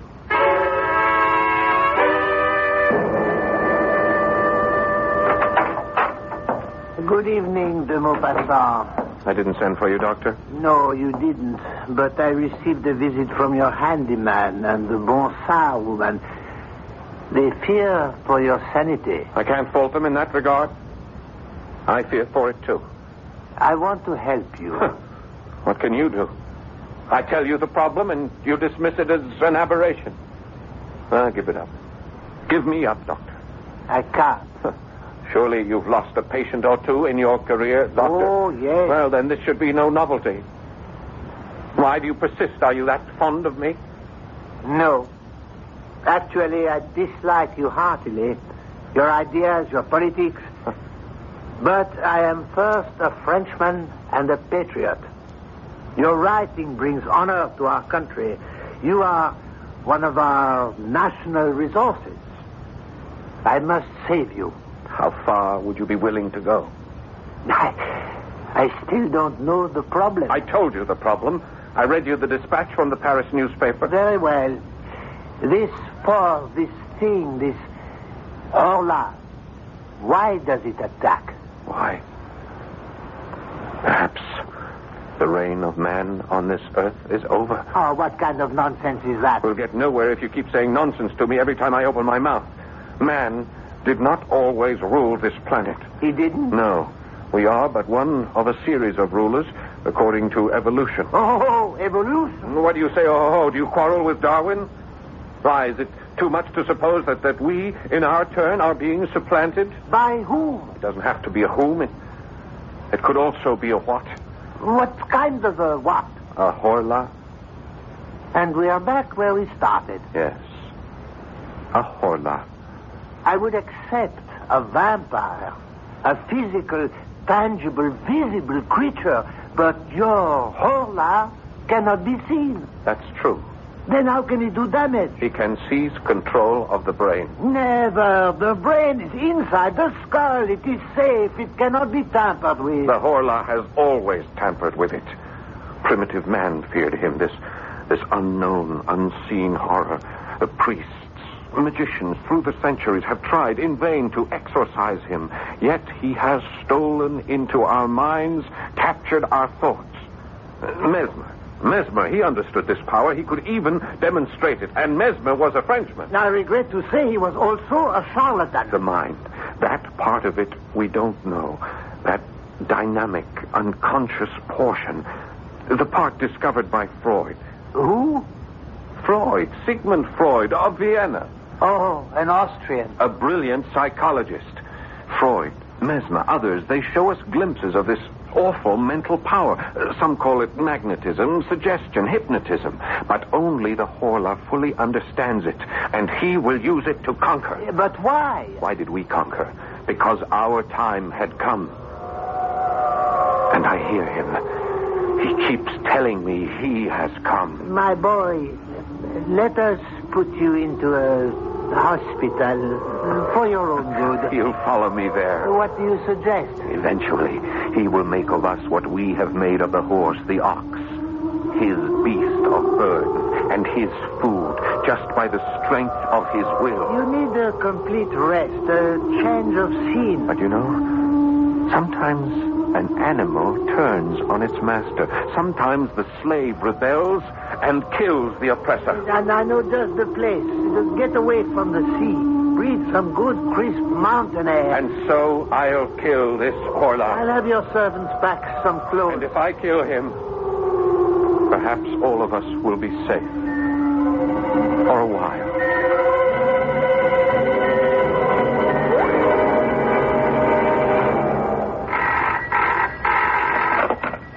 Hello? Hello? Jean-Baptiste here. Hello, this is Dr. Cartier. I called to make sure Monsieur de Maupassant is all right. Oh, he's all right, feeling fine. Ah, is he back for the journey? Yes, we're all set here. You say he's feeling fine. Is he sleeping soundly? No, he's not sleeping at all. He felt so good he went out for a walk. You let him go out? Well, he said he felt so good. Where did he go? I guess he went to the harbor. We have to bring him home. Bring him home at once. Where do you think you're going? I'm coming aboard. What for? I'm delivering a special order of fish to the captain. All right. Go all the way aft.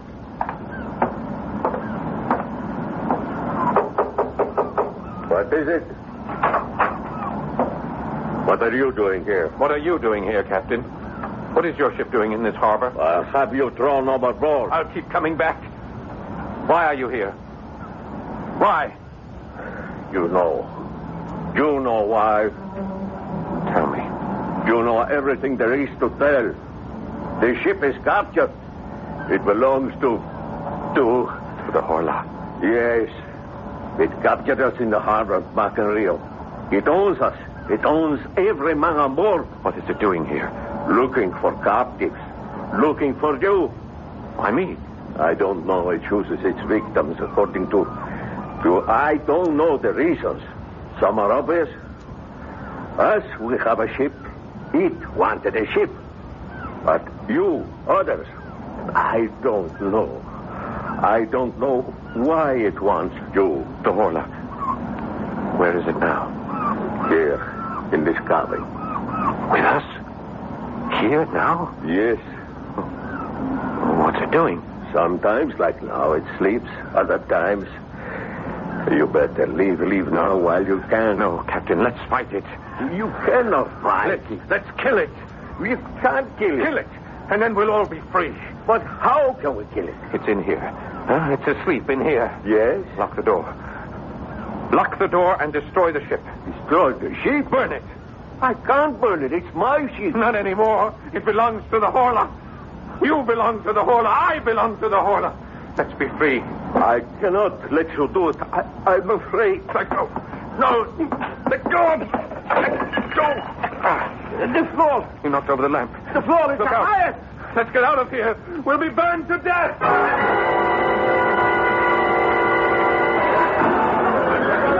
Doctor, look. The ship. It's on fire. Fire. The Mocassin is aboard her. Come on. Guy. Where are you? Monsieur de Maupassant, where are you? She's going to blow up. The whole ship is going up.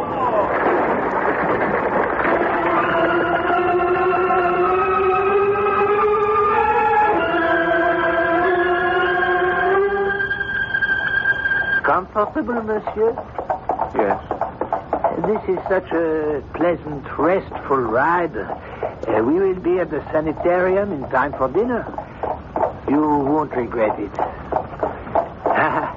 You had a narrow escape last night. Yes. Yes, I know. Why did you go aboard that ship? Why? Yes, why? I told you. To strike a blow for freedom. To overthrow the slave master. To kill the oppressor.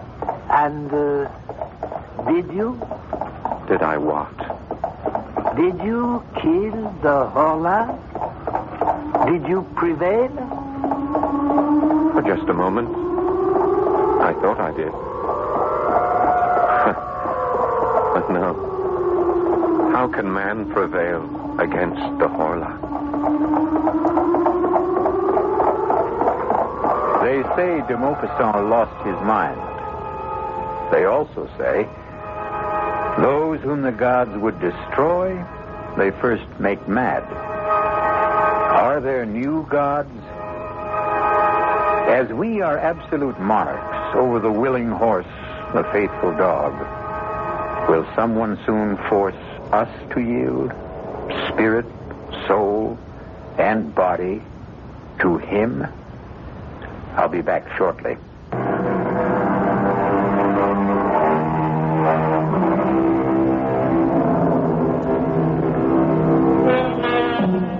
We look down from the top of the evolutionary tree, and we consider ourselves the highest, the noblest, and the best.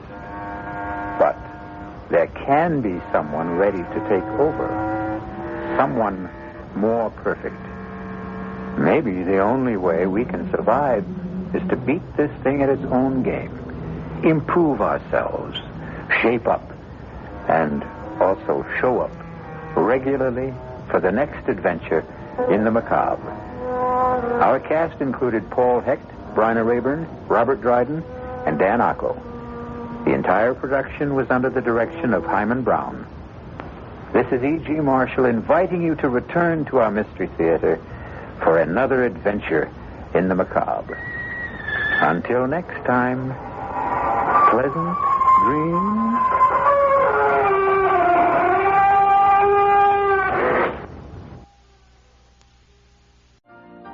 You've been listening to the OTR Gold Network. Find more classic radio at otrgold.com.